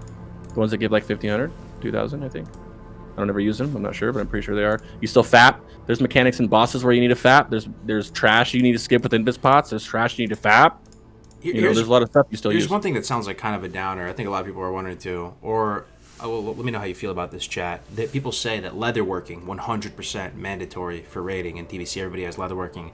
Does that feel pretty bad? I mean, do you think in Classic it won't be that big of a deal that you could get away with not having leatherworking? That sounds kind of bad. I think the fact that you have leatherworking pretty much. I think if you're not in a super speedrunning min-maxy guild, you'd be fine without leatherworking drums because of how fast everything's going down. I will personally have it, and so will my entire raid, and so will my entire guild, and I would assume a lot of guilds will because it is fat. Mm-hmm. It doesn't matter how easy the content is or how short it's going to be. That's just going to make it go faster and smoother. You know what I mean? It's really good. You have, what is it, 80 or 82 haste for the raid? I mean, for the group, your party the whole time as long as 4 people have it in there, which 4 people will because the healers run drums of restoration half the time. So. Mm-hmm. And it's really nice. It is. It sucks to go leatherworking for it, but and Duporty, you just asked that too, so that was convenient. So the thing too, some of you guys will be wondering. You guys know how? I mean, I'll ask it. You guys are gonna answer. What's the most powerful spell in the game in TBC? I'll wait for the chat. Shadow Bolt, motherfucking Shadow Bolt, man. By far, I think it literally is. And someone can correct me, but they would say. I feel like Warlock is the hardest hitting thing. Is a Shadow Bolt, right? Well, Bloodlust or Pyroblast, yeah, but. Yeah, Pyroblast, I guess you're right. I can't argue with you. Thing is, Fear. So Bloodlust in TBC, there's no what is the thing called? They have it in retail. When you Bloodlust, you get a debuff that you can't use it again, right? In TBC, you don't have that, so you can chain them, right? Yep. So what happens a lot of the time is my GM I'm in the Warlock group, and there's 3 Warlocks, a Boomy, and a Shaman, and he will rogue Lust once. As soon as that's out, or he does it for the Hunters too. Depends on the fight, right? Mm-hmm. Lust. As soon as that Lust is done, cycle another Warlock in there. I mean, another Shaman in there. Or if it's the Hunters getting cycled, then you cycle Lust the Hunters. Yeah, but it's more than not. It's Warlocks and Hunters. I mean, so sated is what it's called. That's pretty sick, though, right? In fact, you can spam Bloodlust like that, and so you're saying that if you are like a really strong DPS, they're going to be cycling in Shamans for you, so you can always have Bloodlust, mm-hmm. right?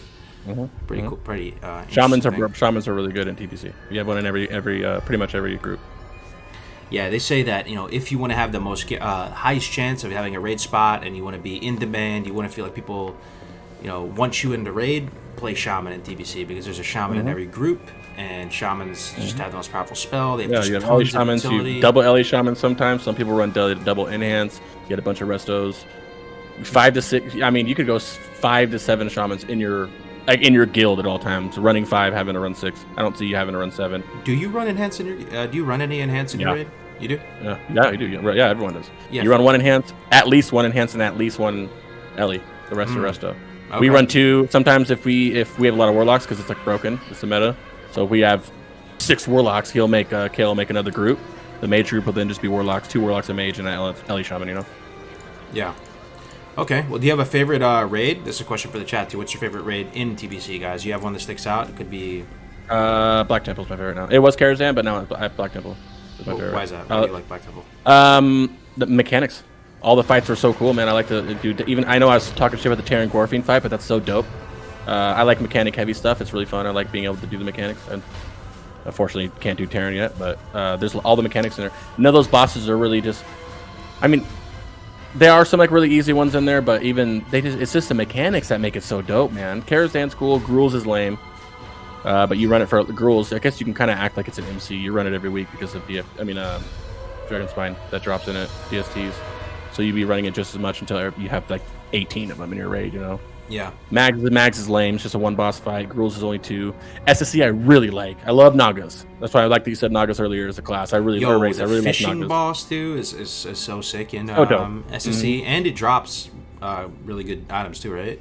It's not even just. It's not even. Yeah, like that's the thing. The role play for some of these raids are magic, like the lurker in SSC. You got to get down to him by swimming in the water, but if you don't kill the platforms up top, there's fish in the water who fuck you up. Yo, is it? And you got to kill the boss, and once you kill the boss, it boils the water. Oh man! Now that I'm looking at them all back to each other, when you kill the guys, platforms, yeah. Try to visualize all of them: Kara, SSC, TK, Highjaw, Black Temple, Sunwell, even ZA. There's no bad raid. Is there any bad raid here? I mean, I don't count like Cruel. Yeah, Mags can fuck off. Yeah, that's not even. That's just like Mags and Mount Hydral. Mount Hydral's lame. Out of the main raids though, they're oh my god, Mount Hydral's lame. Oh, you don't like it? No. It's just Mount Hydral's different. Mount Hydral is 8 waves of trash, 1 boss. 8 waves of trash, 1 boss 4 times, and then you have Archimon. That's the one with Archimon. Yo, the Archimon fight I like Archimon. Awesome though. That's the one where you have to use a slow fall item. Item, right? About that. Exactly. Perfect example of raids still wiping on Archimon. There's a bunch of mechanics he has where you have to use things right, and if you don't, you're gonna die. Yo, I think all the raids are sick, honestly, dude. No, for dope. The only one I never completed is Sunwell Plateau. Same. Yeah, so we're about to hit it now on this server. Oh yeah, yeah, that's awesome. I've said for many years though that Karazhan's my favorite. I like that Halloween vibe, the haunted castle vibe, and it's interesting too because Karazhan kind of feels like a dungeon even though it's a raid, right? Because it's really tight quarters and you're going up staircases together and. Yeah, pretty cool. It's fun. You can get lost in there. It's a big ass place, but it's fun. Even speed running it, you're gonna be in there. Even if you're one shotting everything in speed running, you're in there for a couple hours. Yeah, but it's so fun, man. It's just the first place you guys go. You guys will be in there right when you hit 70, a little bit close. It's fun, man. It's beautiful in there. So nice, man. I love it. People say TK I just really sucks. don't like Max. But TK is sick, bro. The last boss with the weapons, you got the ashes, the Alar TK fight. trash is dope. TK trash is the trash is significantly harder in all these raids, which is why people don't like TK usually. I like TK. I like the fights. The Alar fight was cool. Solarian fight was cool. Void Reaver was kind of lame. Unless you're doing this, if you're doing the strat, which I think on Classic the strat for Void Reaver is going to be stacking and just having the 2 or 3 hunters out in the back kiting the orbs. But if you're one of the people out there. Like ours on Endless is hard, so you have to be out there doing it. It's so much fun trying to dodge the orbs and stuff. And KT is my favorite like standalone fight in all of WoW. Kel'Thas is. It's such a fun fight. Yeah, Kel'Thas is sick, man. The gravity mechanic and man, I am not a big raider, man, but just looking at all these raids next to each other, it looks pretty fun, man. Even you're missing out. Honestly, you're missing out. You're missing out if you play TBC and you don't raid. Yo, so what did you get? Did you have anybody have Warbear? Amani Warbear? The real one? No, but my GM, Kale, the Get Cared guy in there, he has one of the only ashes you got it last week. Actually, it dropped. Ashes yeah, we saw it. He was riding it the other day. We saw it. Amani Warbear, anybody have that? So sick. I thought that mount was so awesome when it came out, man. Okay, anything else come to mind with raiding in TBC versus Classic? I know this is like your bread and butter, man. Like anything. Quality of life wise, attunements. I guess we could talk about attunements. Attunements are a pain in the butt. So the weird thing about TBC, and feel free to chime in and correct me if I'm wrong here, man, but it's kind of unlike any other time in WoW, where as soon as TBC launched, there was like 4 raids technically available, but they're all gated behind each other in this convoluted way. If you look up like TBC attunement chart, you'll see like this freaking thing that looks like the Matrix. I'll find it and send it to you 1 second. It's like a bunch of bubbles connecting each other and crossing over each other. It's like this massive spider web of, attunements. So there's it's pretty lame. Attunements are pretty annoying. I think they're really annoying. Yeah. Yeah, they can be annoying. Okay, I'm sending it right now. You sent it over? Okay. Let me see. I'm trying to pull it up for you. Let's take a look at this. Okay. Yeah, the rating thing is pretty. I don't know. The attunements are stupid. They're not like they're really. It's not that they're super hard. They can be hard, but a lot of the attunements they have you like when the Mount Hydra going into Black Temple attunement, you need to run the raids. You just got to keep doing the raids to go into the raids to go into the raids to get the attunements for the raids. I'm not even gonna zoom out. I'm just gonna leave it like that. Like, I can zoom out from this, guys. This is a chart of TBC. There's a lot. Attunements. Attunements all get removed around Black Temple. Ironically, after you get the Black Temple. So I guess you can say Black Temple attunements the last one you need to do before they remove them all. Then you don't need to do them. That's also I would just like 9 months after launch. So don't expect it anytime soon. Yeah. And it's a pain in the ass, man. It's especially if you don't need the gear and you're just doing the attunement runs because it's stupid. Especially the trials, man. The trials are the worst. The 4 trials you have to do. Well, 3, but it's 4 heroics. Here's the thing that's pretty good though, because some of you guys might be seeing that like, damn, that sounds like a big yikes, big nightmare. I just wanna get in there in PvP, right? I just wanna get in there and poon some noobs, hop in the arena, do some 2s, do some 3s, become glad. You don't have to PvE at all, right? You can get Gladiator, you can be the best PvPer ever. Yeah, you can get that on our PvP slide, but you don't have to do shit if you PvP. That's the best part about it. You don't do any PvE if you don't want to. Yeah, you don't have you're missing out. Unless you're severely against raiding, you're missing out. Which is good. I think there's some stuff like trinkets and things like that that might be technically better from PvE, but you really don't have to do the PvE stuff. So it's a sigh of relief for some people, because in Classic WoW, if you're gonna PvP, you're gonna have to go and get some stuff out of raids, right? So that's kind of cool. All right, we'll move on from raids. Let's go back to our. Yeah, seriously, if you guys don't want to raid in TBC, I really suggest doing it. Even if you just get a casual raid, it's so much fun, man. And the thing is, the stuff that deters people from raiding is that it's hard on these private servers, but it's not going to be hard on these on a classic server, man. So even if it's hard, you'll have fun doing it. It's so much fun. Yeah. You have a slide for new dungeons. Take a look at this. Heroic dungeons. Yeah. I like the what do you guys think about the heroic system in DBC? I kind of like it, dude. You get the key, you go in there. Challenge. All the factions like Cenarian Expedition, the Thrallmar, Honorhold, they have really juicy stuff. Like I don't know, I like that feeling of being able to buy stuff from those vendors. You can even get mounts, like the Cenarian. You can get the Hippogriff, right? You can get epic items from those guys. Also, there's badges in TBC, right? So you can go. Badges are every class. I don't know about every class, but the classes, at least half of them that I know that I've been doing research on for my vids, they all use badge gear. We were talking the other day about Bloodlust Brooch. Anybody know Bloodlust Brooch? Sick item. Just being able to 41 badges. Yeah, there's not even that. That's 41 badges. Icon of the Silver Crescents. All Warlocks use 41 badges. Not just Warlocks, but Warlocks use it 41 badges. You can only get them you get 1 badge per heroic boss that you kill. Another thing too to consider is like Jewelcrafting is the new profession, right? And one thing that's kind of cool about JC, I mean, I don't know how you guys feel about it, but it's kind of cool that you have more control of your gear than you did in the past too. So maybe you get a buff or you lose a buff or something happens, you can switch something around and get a little bit of whatever stat you want, kind of, and do you like gems, guys? Do you like using gems, putting them in, being able to switch them around? Gems are the best thing, one of the best things about TBC. There's a whole slide about it. We'll get to it, but okay, I'll explain it when we get there. But gems are a really good TBC. I really like them. Everybody will. It can be confusing at first. It was really confusing me at first, but match colors, boys. Yeah, every class has their meta. I don't want to use the term meta because there's a meta gym, but every class has their, proper BIS gyms, and that's what makes it easy. You don't have like 17 options in one red slot, for your class. You have pretty set options, So it kind of takes the daunting away, but there's a slide for that. You'll see. Okay, yeah, we'll get into it. Yeah, I like the feeling of being able to use gems and mix and match, and sometimes you can color match them to get the extra bonus. Sometimes you can just double down and try to get more of one stat. I just feel like it just gives you more finesse and control and ability to make your character more personalized, which is cool.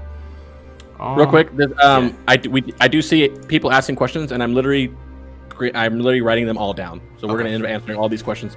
All these questions that I see, we're going to end up answering at the end, just so we don't interrupt it. But I see all your questions. Sounds good. Yeah. Keep writing the questions. You can tweet at us too, guys. We created a new Twitter called Dark Portal Show. If you want to tweet at us with some questions, we're going to take a look at them. All right. Let's see. So anything else we can talk about? Dungeons. I guess I will say. Heroic in order. Oh, go ahead. I was just going to say that you need tons of reps in TBC, right? So you have to keep in mind the normal dungeons will take you up to honored rep, but then after honored, you're not going to get any more reputation from the normal dungeons. So you're going to have to. No. You can still run normal dungeons to get rep. Like just the rep from killing the things inside the dungeons. I don't think you get them past honored though. You can do some, so like you can get Steam, like if it's Cenarian, you can do Steam Vaults normal, I think, and that'll go up to Exalted. But like Underbog and Slave Pens, if you do the normal dungeons there, they shouldn't give you rep pass honored. That's the first time hearing that. Oh, really? Yeah. You used to get that. It's things like Coil Fang Armaments that give you Cenarian rep that you can't use past honored, but you still get rep up to Revered when you're in dungeons killing stuff. That's the only way you can do it. That's the only way to get rep. Once you do all your questing, like say Thrallmar, once you do all your Thrallmar quests, the only way to get rep is to do dungeons. So you spam Shattered Halls Heroic, Shattered Halls normal, Because remember, you can only do a heroic once a day, so you can't even get your rep. You can't spam heroics. You have to do it from normals. For sure. Yeah, you need to do it. You need to do them. Absolutely. Okay. Well, I guess we'll move on from dungeons. If you guys, have any questions. Oh yeah, rogue make the only way to be able to do heroic, by the way, is to get revered from doing normals, and then you get the key from the quartermaster, and then the key lets you go into change the difficulty heroic. Let's go with it. Absolutely. And the heroics are hard, guys. They're hard. It is not like the classic dungeons, yo. You can wipe in there, and it's especially if you're the tank, man. Like the tank will get slapped in heroic, man. I tried tanking heroics on endless with bad gear. Oh my god. Okay. Granted, it would be a Blizz server, but I still think people will still struggle a little bit. Shattered Hall normals is hard. Yeah, Shattered Halls is hard normal for sure. There's stuff in there that.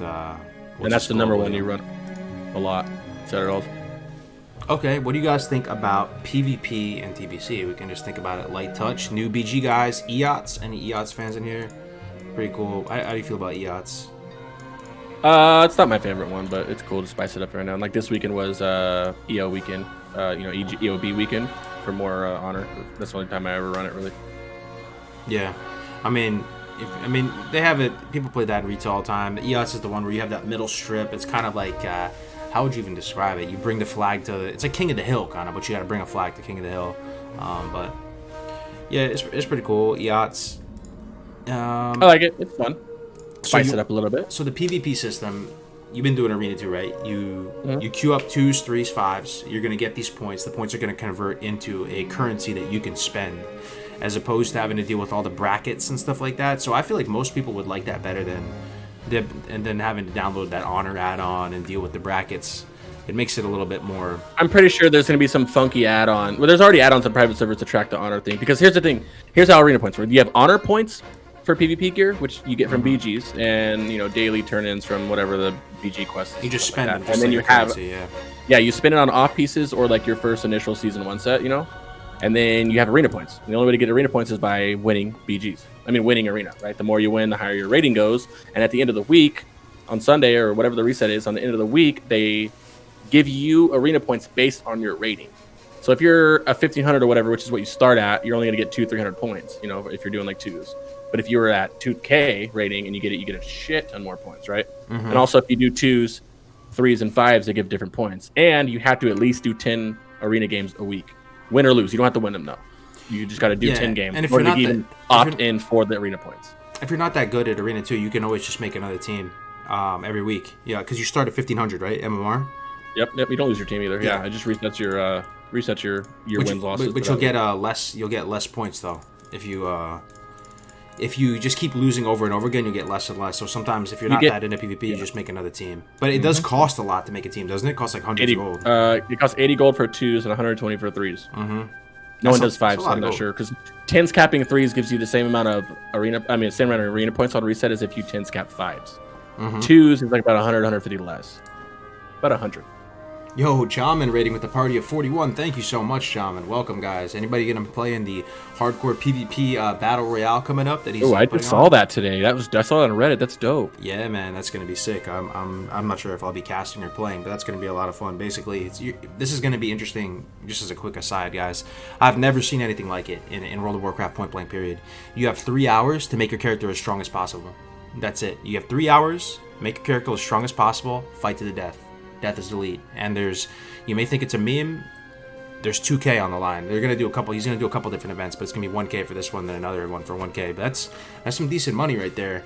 And I just think it's pretty exciting, right? 3 hours, make your character as strong as possible. Fight to the death. Last man standing. Pretty interesting. So yeah, very exciting. Right?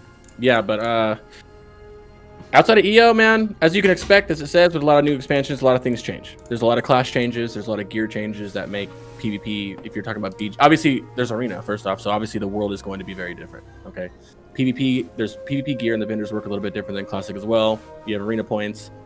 You have 2 point systems. One can get you Arena the best gear. The other one can't get you Arena gear, obviously. Mm-hmm. And then that's it. And of course, Arena, baby. Love the arena.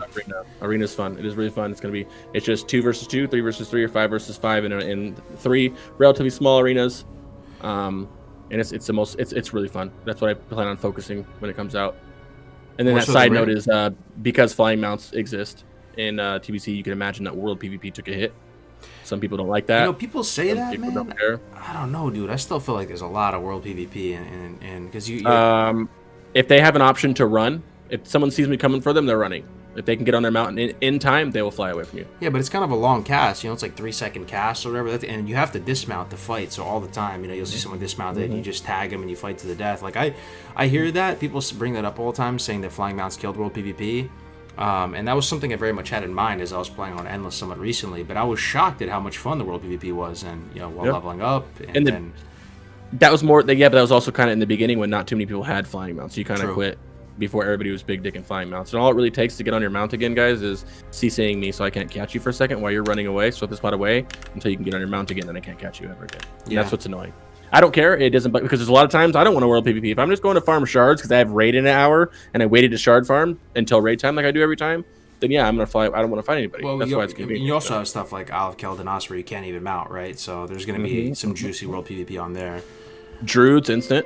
Don't even have to do it. Oh yeah, that's so sick about Druid. You can one thing that the jury is still out on this. People don't know if you're going to be able to loot a herb or in flight form, or if you can't. On private server, you can loot it in flight form. People are saying that you should be able to, but then some other people are saying they changed it back or something. We'll have to see. But the fact that druids can loot herbs in flight form is disgusting. It's so good. Yeah, Benjamin Stark asked if discombobulator dismount from flying mounts. I think it still does, but the thing about engineering, which is why you don't see a lot of people, which we'll talk about in a slide as well later, with engineering as you did in Classic, is because a lot of the stuff that engineering uses like that, rocket boots, whatever, all the helms and stuff, has a way higher chance of failing if the target is above 60. And then grenades and sappers and stuff like that share cooldowns with other shit. So that's because of that, you won't see discombobulator mount a lot. Yeah. But yeah, I mean, what about those? What about the PvP in the zones, man? You know how they have those? They have those world PvP events. You know, the one in Nagaran. They have that Hellfire little Towers. city. They have the city you take over, right? And then if you control the city, you can turn into you can turn into beads and get your Tal buck out. Do people really take that seriously? Like, are there? No. Does this work? Those are just memes, right? I've never seen people. Same with the Hellfire Towers. There's that quest you get for rep. I remember doing it for a couple days for rep. You know what I mean? But You also missed a thing from Drinky. Whoa, Drinky? Let me see. Twitch. Big Drinky drink, baby. I turned off the alerts. Yo, Drinky with the 50. Thank you very much, bro. Appreciate it, man. What I was saying is, okay, what about that that one place where you need the towers to turn into shards? You know, in Terracar, right? Like you need that, right, to get the buff. Yeah, you need. There's a currency called Spirit Shards. You get them from Terracar for the Akanai dungeons. Only if you guys. I've never got the towers in Terracar, so I don't know exactly how that works. But you get that. You get your faction, Alliance or Horde, gets the towers, and when they do that, your Spirit Shards then will drop from the bosses. Spirit Shard is a really, really cool vendor where you can buy some Prebis stuff, some really good Prebis or some Biz PvP stuff, gems, meta gems, which are very, very important, and the only places you can get meta gems at start for some classes, the ones you want. It's really interesting. People are saying that could be an issue too, guys. Think about this in the chat. What do you guys think about this? So in order to get the meta gem, you need to get the Spirit Shards, and in order to get the Spirit Shards, you need to control Terracar. So what happens if there's a server where it's like 90% Horde or something? Then you can just never get it, pretty much. Herein lies the faction balance. But at the same time, if you don't, so speaking of, I can speak on Warlock, Hunter. So far, that's it. If you don't have Spirit Shards, it's not going to break your class. Like your class is not broken. Yeah, you can get a different meta gem, right? It just helps.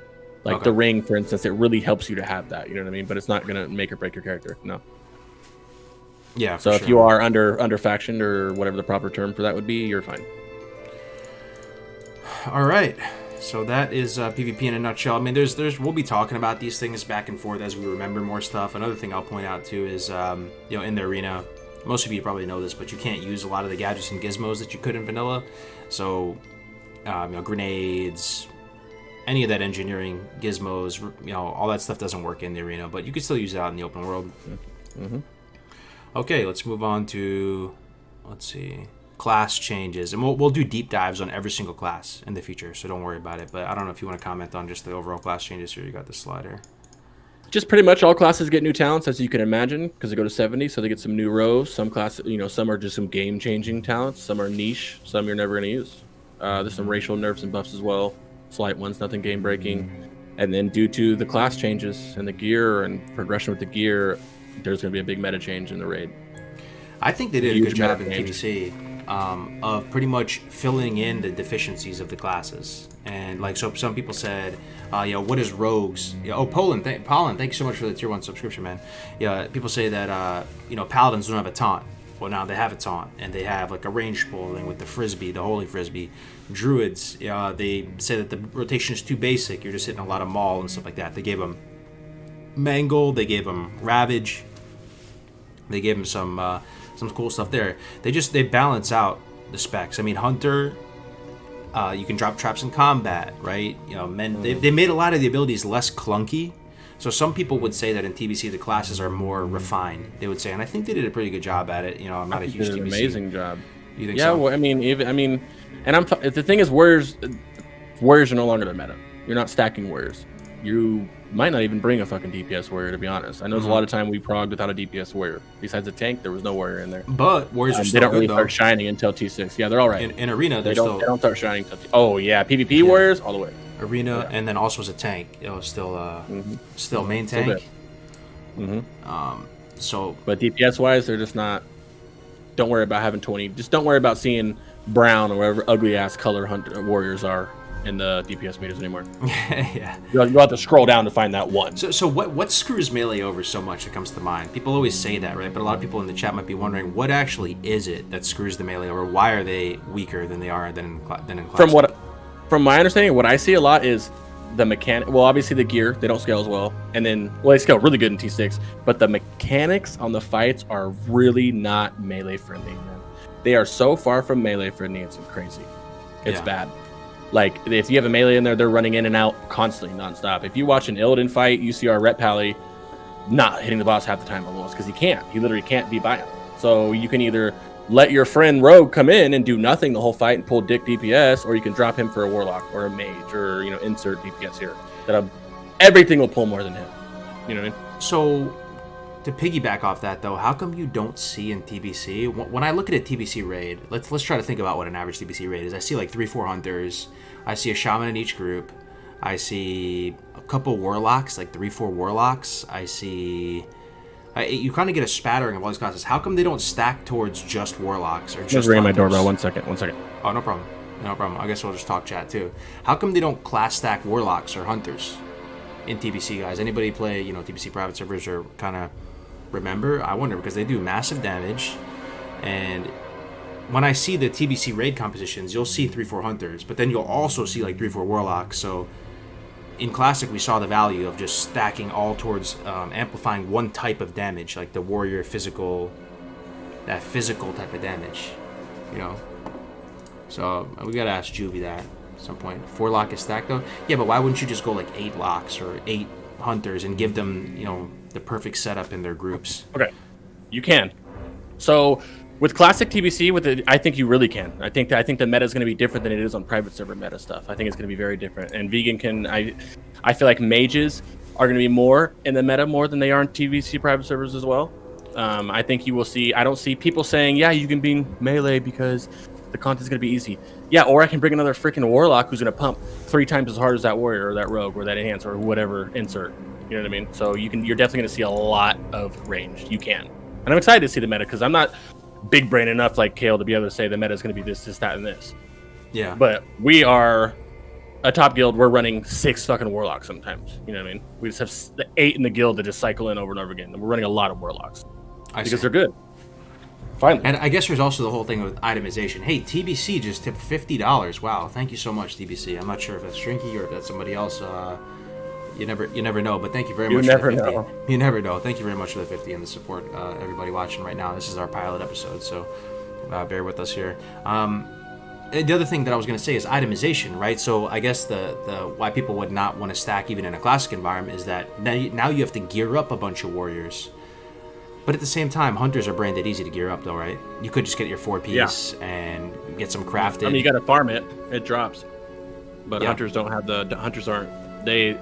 Their main pre-base, they have crafted, but the craft is pretty cheap with the ebb and nether scale, and then they have beast sword. They get 4-piece beast sword. You can run more if you want. That's all from their pre-base is a lot of dungeons, cheap crafting, man. I mean, it's still gonna be a little expensive, but it's not nearly like a tailor, any version of tailoring. Out of all the classes that have to go tailoring, which is like 4 or 5 classes, or specs. So hunters aren't that bad to gear up in comparison to that. Well, one thing to keep in mind too is that private servers, I don't know where they get this information from, but apparently private servers are 2.5x harder than the normal TBC values of what they should be. They buffed them on purpose, right? So health? That's going to make the meta on a private server much more rigid, I would imagine. You have to go a little bit sweatier, a little bit more try hard. Do you think for TBC Classic, if it's easier that you can just kind of run whatever? For the health, are you talking about the health values and stuff like that? Yeah, they just buff the boss's damage and health and stuff like that in raids. I did send you something too. Do you wanna? Okay. I think that this is what this is the health. This is showing you, like, if you looked at the very first one in SSC, this is an example of SSC. You see on Hydros, on Endless, on one server he has 8 million health. On Warmane he has 6 million health. On Retail he had 3 million health. I see. You see the difference? That's what private that's is big. doing. That's why this is why and it's really hard. They hit really hard too. So Classic obviously is not going to be like that, but I would like them to buff it up a little bit. It'd be kind of cool, but you never know. Yeah, I mean, Blizzard has a case. They have they can see what a server would look like if it was buffed. They're looking at these private servers. It's not like the whole game breaks or whatever. So if they did want to buff stuff, it probably wouldn't be the end of the world. Oh yeah, that's what I'm hoping that. They watch these podcasts, man. They do their research, and I'm hoping it gets to them. Just don't overtune it. I mean, that's fine if you do, but make it a little bit harder than Classic. You know what I mean? It's already going to be a little bit harder because of the mechanics and the raid overall being a little rougher, but just make it a little oomph. You know what I mean? Yeah. Okay. Let's move on to, we have flying mounts, professions. What do you want to talk about next, man? Dailies? Ooh, I did it all in order. Dailies. Okay. All right, so we'll go to flying mounts then. Normal mount, 900 gold, 800 for training, 100 gold for the mount. Oh, engineering mount, flying machine. I have this in, I have this on retail. Turbocharged flying machine. I got that stuff too. That's sick, bro. I wonder if that's cheaper to make this than to buy the... No. Turbocharged flying mats are expensive. It's way more than 200 gold. Oh, really?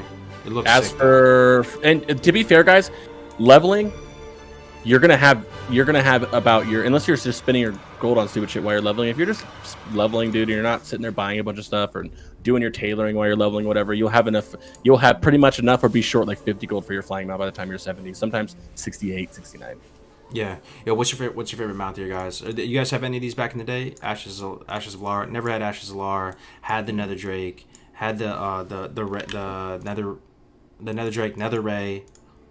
I farmed Ashes on Wait, what's the retail difference between servers Nether for Drake many and years. Nether Wing Drake? Nether Oh, Drake this is is the one that is Gladiator. only obtained through Gladiator, and Nether never mind. Wing Drake is the one that's rep based. That doesn't Okay, open yeah. up right away. I It never had actually Nether opens up. Nether Wing Drake opens up when dailies open up, and I'm not sure when Nether Weave opens up. Nether Ray, I mean. Gotcha. That's insane, though. Yeah, 310 speed, right? So imagine your 310 speed with the Paladin aura and stuff too, man. You're just cruising. Oh yeah, dude. Yeah, my fucking GM is a Paladin. He got it, dude. He's fucking zoom. It's like so fast. He's faster than the flying path. A flight master, yeah. Yeah, it's crazy. So what do you think, though? You think people you think they should gold cap it, but going into TBC, Yeah. or you think they should wipe people's 100%. gold? How do you think they should handle it? I think you should cap it at fucking 2K. Move on to TBC. Earn your shit the rest of the way. That's what I think they should do. But you If could you just walk into stack mats, TBC, though, right, in if your you walk bag. into TBC, letting everybody have 20,000 gold, you just ruin TBC. You ruin the good stuff about TBC, which is that fucking initial previous grind. Now you can skip and just buy whatever you want. I don't like that because I like to see who's really going to go grind that shit out and who's going to break their back and farm gold for 3 days straight to get that spell strike or to get that frozen shadow weaver, get that ebb and nether scale, whatever it is. That's gone. That's all gone. So if obviously, and then AH is about to blow up because everybody's rich, and you're a piece of shadow cloth that already costs 100 gold and it costs 300-400 gold. So you think if they let people go in with any amount of gold, like the vanilla gold cap 20k, it would actually cut out a massive amount of content in TBC?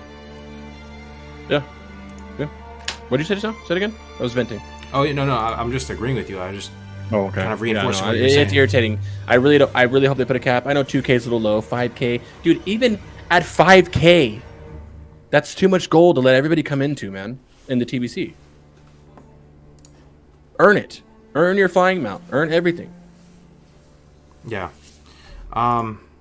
Are people gonna be mad though if they wipe the gold? Yes. But 100%. People, my whole classic build telling me like, oh yeah, if they did that, I wouldn't play. You know they would, but yeah, they would play 100%, right? Yo, there's no way they're not gonna play. That's true. Godwing said resetting gold could be dumb and only allow bots. I'm not saying to reset. I agree with you, and I'm not saying no. Okay, real quick. No matter what, there's gonna be bots. Yeah. Okay. And another thing on that is I'm not saying wipe the gold because I want to come in with some gold, but 1,000 is fine. 2,000 is fine, but 10,000, no cap, 40,000. Come on, dude. There's people who have not been doing anything, just raid logging for the past 9 months in Classic, and they're just, what are you doing? Oh, just gold farming. Half the time I'm streaming, I just ask what they're doing. They said they're gold farming in Classic, preparing for TBC. Yeah. They're at 30k gold. Like what? That would feel kind of bad, right? What? Imagine TBC is opens, everybody has their flying mounts almost instantly. A lot of the pacing of the game would get messed with, right? If people just instantly have flying mounts, they instantly have all the bis, everything. Yep. I could see exactly. that. We'll I'm see not what a fan they of do it. with it. No matter what they do, I'm playing the game. But I want it to be where I want it to be, and it probably won't be where I want it to be, but it's still gonna be fun.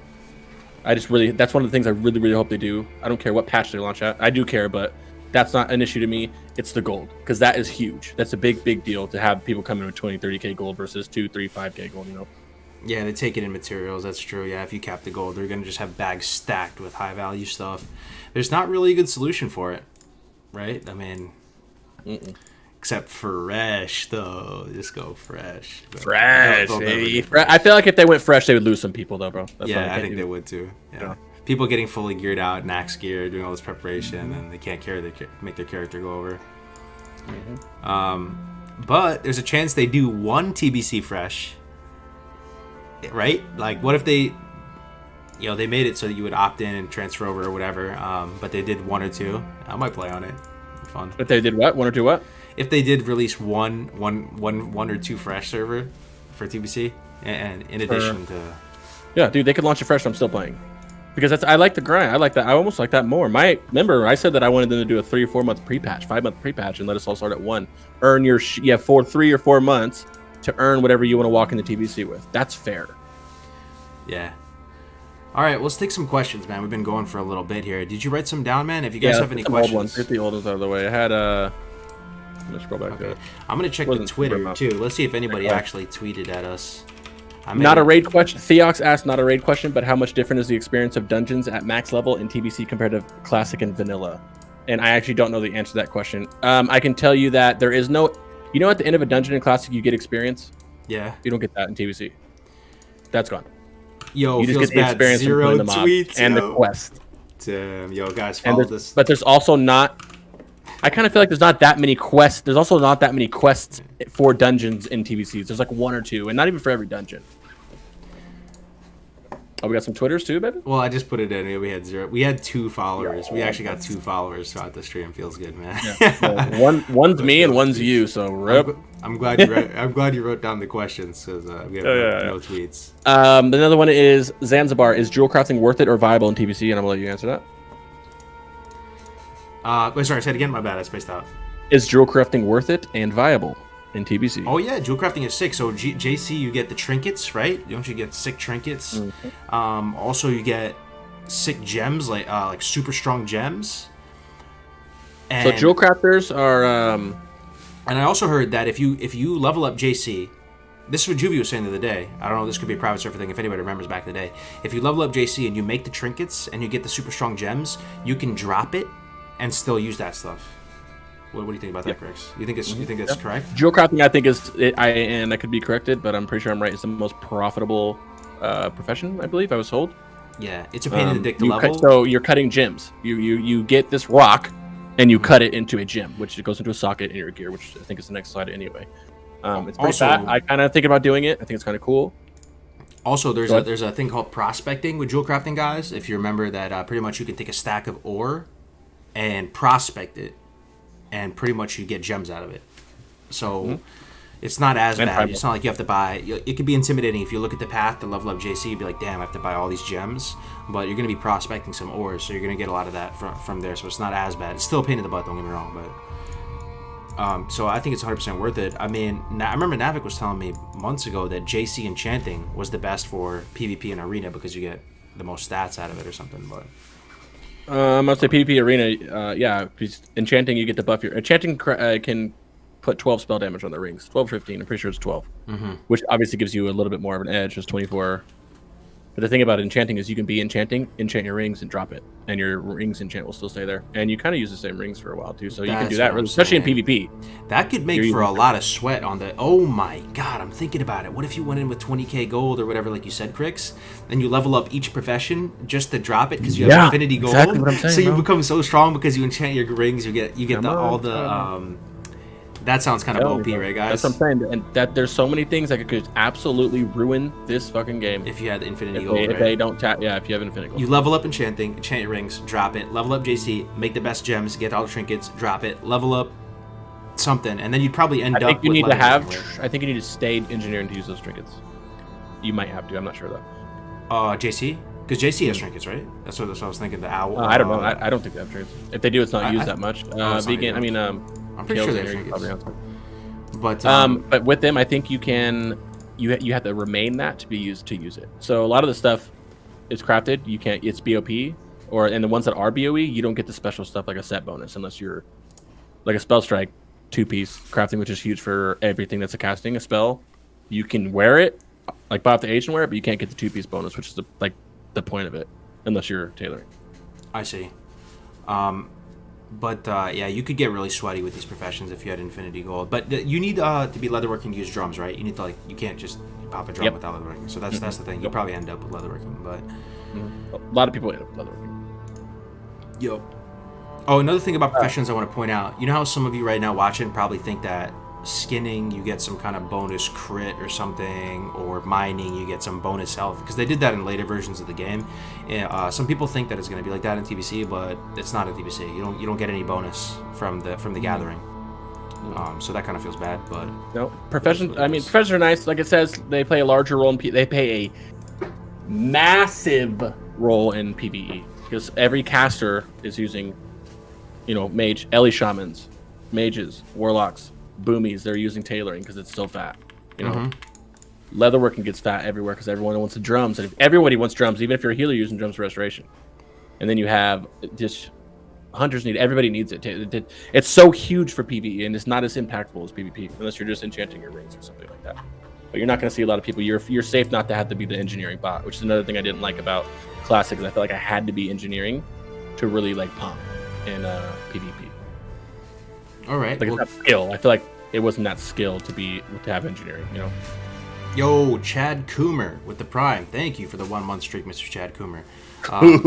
Any other questions, Crix? Or if you guys have any questions, guys, feel free. Yeah, so I'm gonna ask what's the difference between heroics and normal? Like, what makes it more difficult? And that is they hit harder. Everything hits harder. There was a boss in Arc, that first boss, where on normal he was easy. On heroic, you just skip him. It's the same mechanics though, right? Everything is just harder. But it's not like you unlock any new mechanics, right? On heroic, guys, I don't think so. I'm pretty sure. Good question. Yeah, it's the same mechanics, but it's just everything is stronger, like way stronger though. HP and damage. Yep. Yeah. Yep. Yeah, Vegan confirmed. Yeah, HP and damage. Yeah, the skin. Gems, baby. Woo! The best not one of the best things about this. I love it. There's so many gems, man. If you don't know what gems are, you're tripping. But just because you don't know, a piece of gear can have a socket in it. It's not like random. It's certain gear has sockets, certain don't. And they go by color: red, yellow, blue, or meta, right? And you have to fill the slot. Each one has something different. If I'm thinking of if you're a caster or a hunter, a caster, there's a red one. It's like agility. Yellow's like res, hit, and it changes. Blue, stam, it could be anything, right? And you have to match those sockets. And each of your pieces, say you have a chest piece with 2 sockets on it, it'll have a socket bonus. You have to match the colors that they ask to get the socket bonus. Sometimes you don't care about the socket bonus, like if it's stamina. Sometimes you want it. And then they twist it up and have a little bit of fun, where they have orange, purple, and greens. And as you see, an orange gem is a red and yellow mixed. So an orange can fit in a red and a yellow gem socket. Purple can fit in red and blue. Green can fit in blue and yellow. And then a meta gem is, I like to call it a mega gem. It's a super powerful gem. It goes only in headpieces. Not every headpiece, by the way, but when you do got it, the chart on the right can show you. That's not even all of them. But what a meta gem does, if you see the first one, it says plus 14 crit rating, plus or 1% spell reflect, and it says requirements.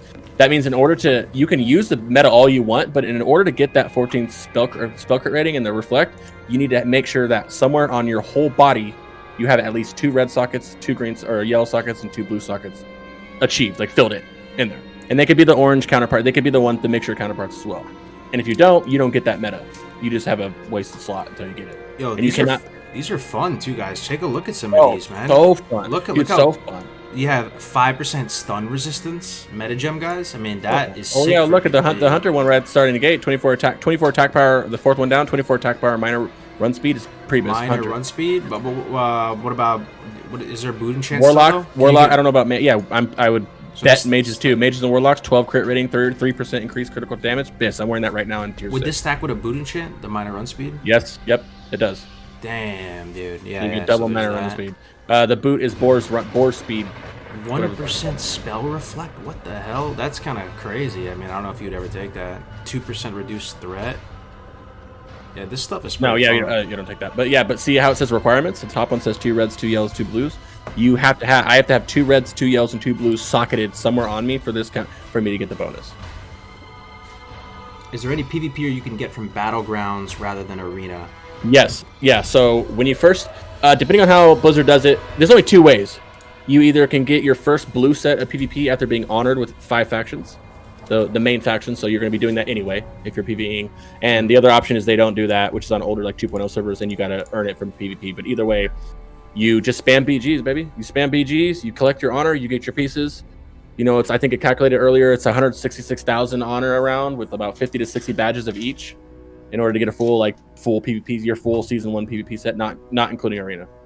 The best. So arena gear is not off pieces. Arena gear is like your main pieces: head, chest, shoulders, gloves, boots, pants. Not boots, pants. You know what I mean? That's your 5. There's 5, and then they have weapons and an offhands and a wand. Okay. Other than that, everything else is coming from your honor in the first place. So you can definitely be fine doing that. Yeah. And then what they also do is you can, when season 2 comes out, because it goes in seasons. Every time there's a raid tier, a new season comes out. So season 2 would be T5, I would assume. T5 or T5's already out. Actually, I don't know how Blizzard's going to do it. Nobody knows yet. I guess I can't even speculate on it. But you have.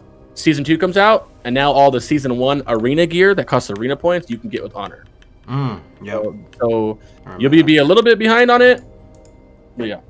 Yo, it's sick though, guys. Imagine if you have alts, like you can do arena games on your alts, and oh, dude, that sounds so fun. Right now, you're leveling up multiple characters pretty efficiently with gear-wise. At the same time, you know, playing different teams, and some people will have multiple of the same class so they can play with their friends. You know, usually you have one guy that you're really sweaty on for arena, and then you have another copy of that you just play with your friends on, just through casual arenas. All that stuff just sounds mad fun. The arena is like a whole X factor when it comes to TBC, because you have to think about it. People, I think the rating meta, the mindset right now, the mentality will carry into TBC, and it's going to kind of be more of the same. All the issues we have with Classic, multi-boxing, Infinity Gold, you know, you name it, all that stuff is still going to be in TBC, and it may ruin TBC to a certain extent, but the X factor, the wild card, is arena, man, because arena, you know, ain't no multi-boxing in arena. I mean, you could probably try, get like 1550, but you could double. Oh man, Vegan, speak for me. Double, triple mage, multi-boxing, pyro mages in arena. You're gonna see so many of those. Bro. You already see them on Endless. I've already seen it. No, you already see them on Endless. Say it ain't so, bro. Don't tell me that's good. Yeah. Oh, they're gonna get smacked out. It doesn't matter.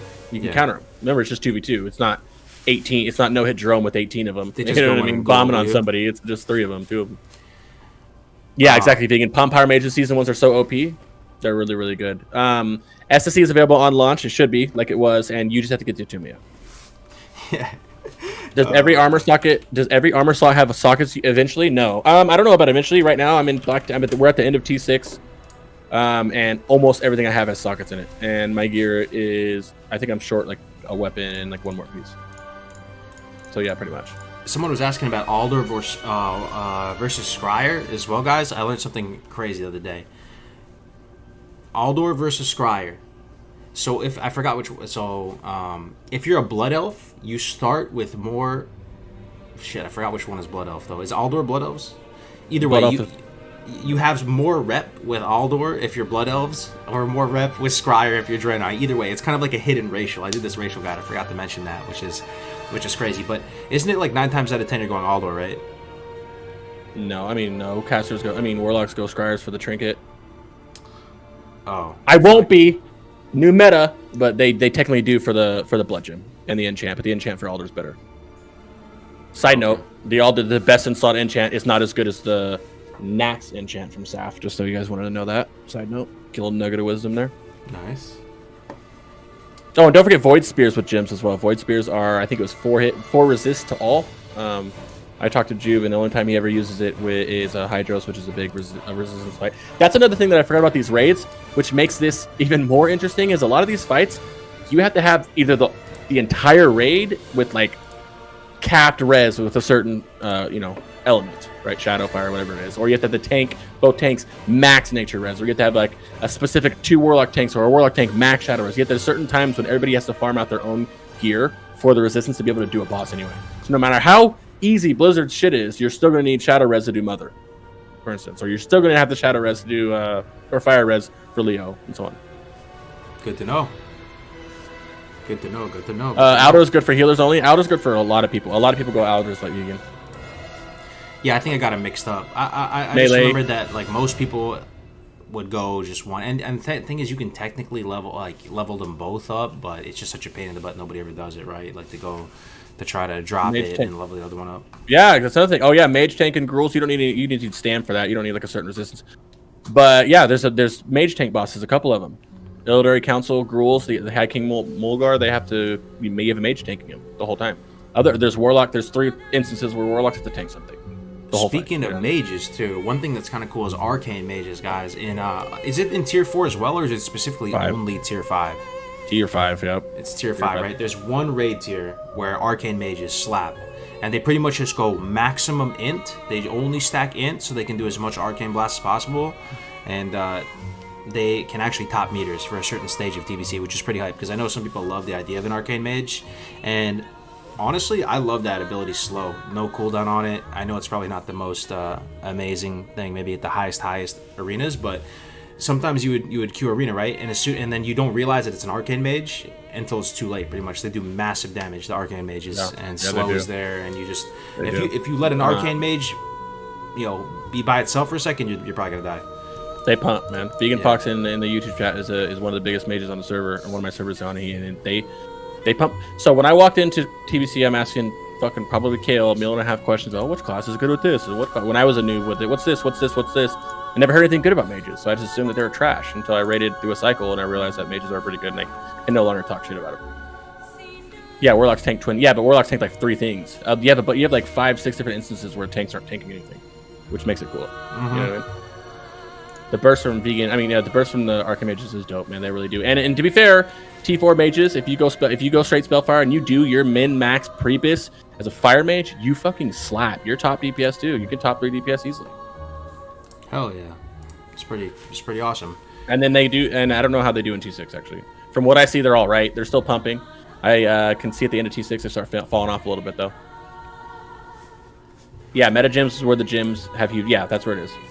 Oh, Shotgun WoW. Also, if you have an orange gym, for example, it counts as a red and yellow at the same time. Yes. So if you go orange, yes, exactly. That is correct.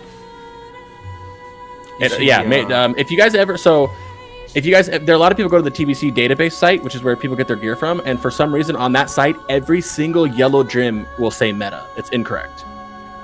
Just don't believe it. Metas aren't yellow. They're like silver or some silver. I'm colorblind. I don't know, like silver shit or something like that. Damn, dude, we got 11 followers on Twitter now, dude. We're famous.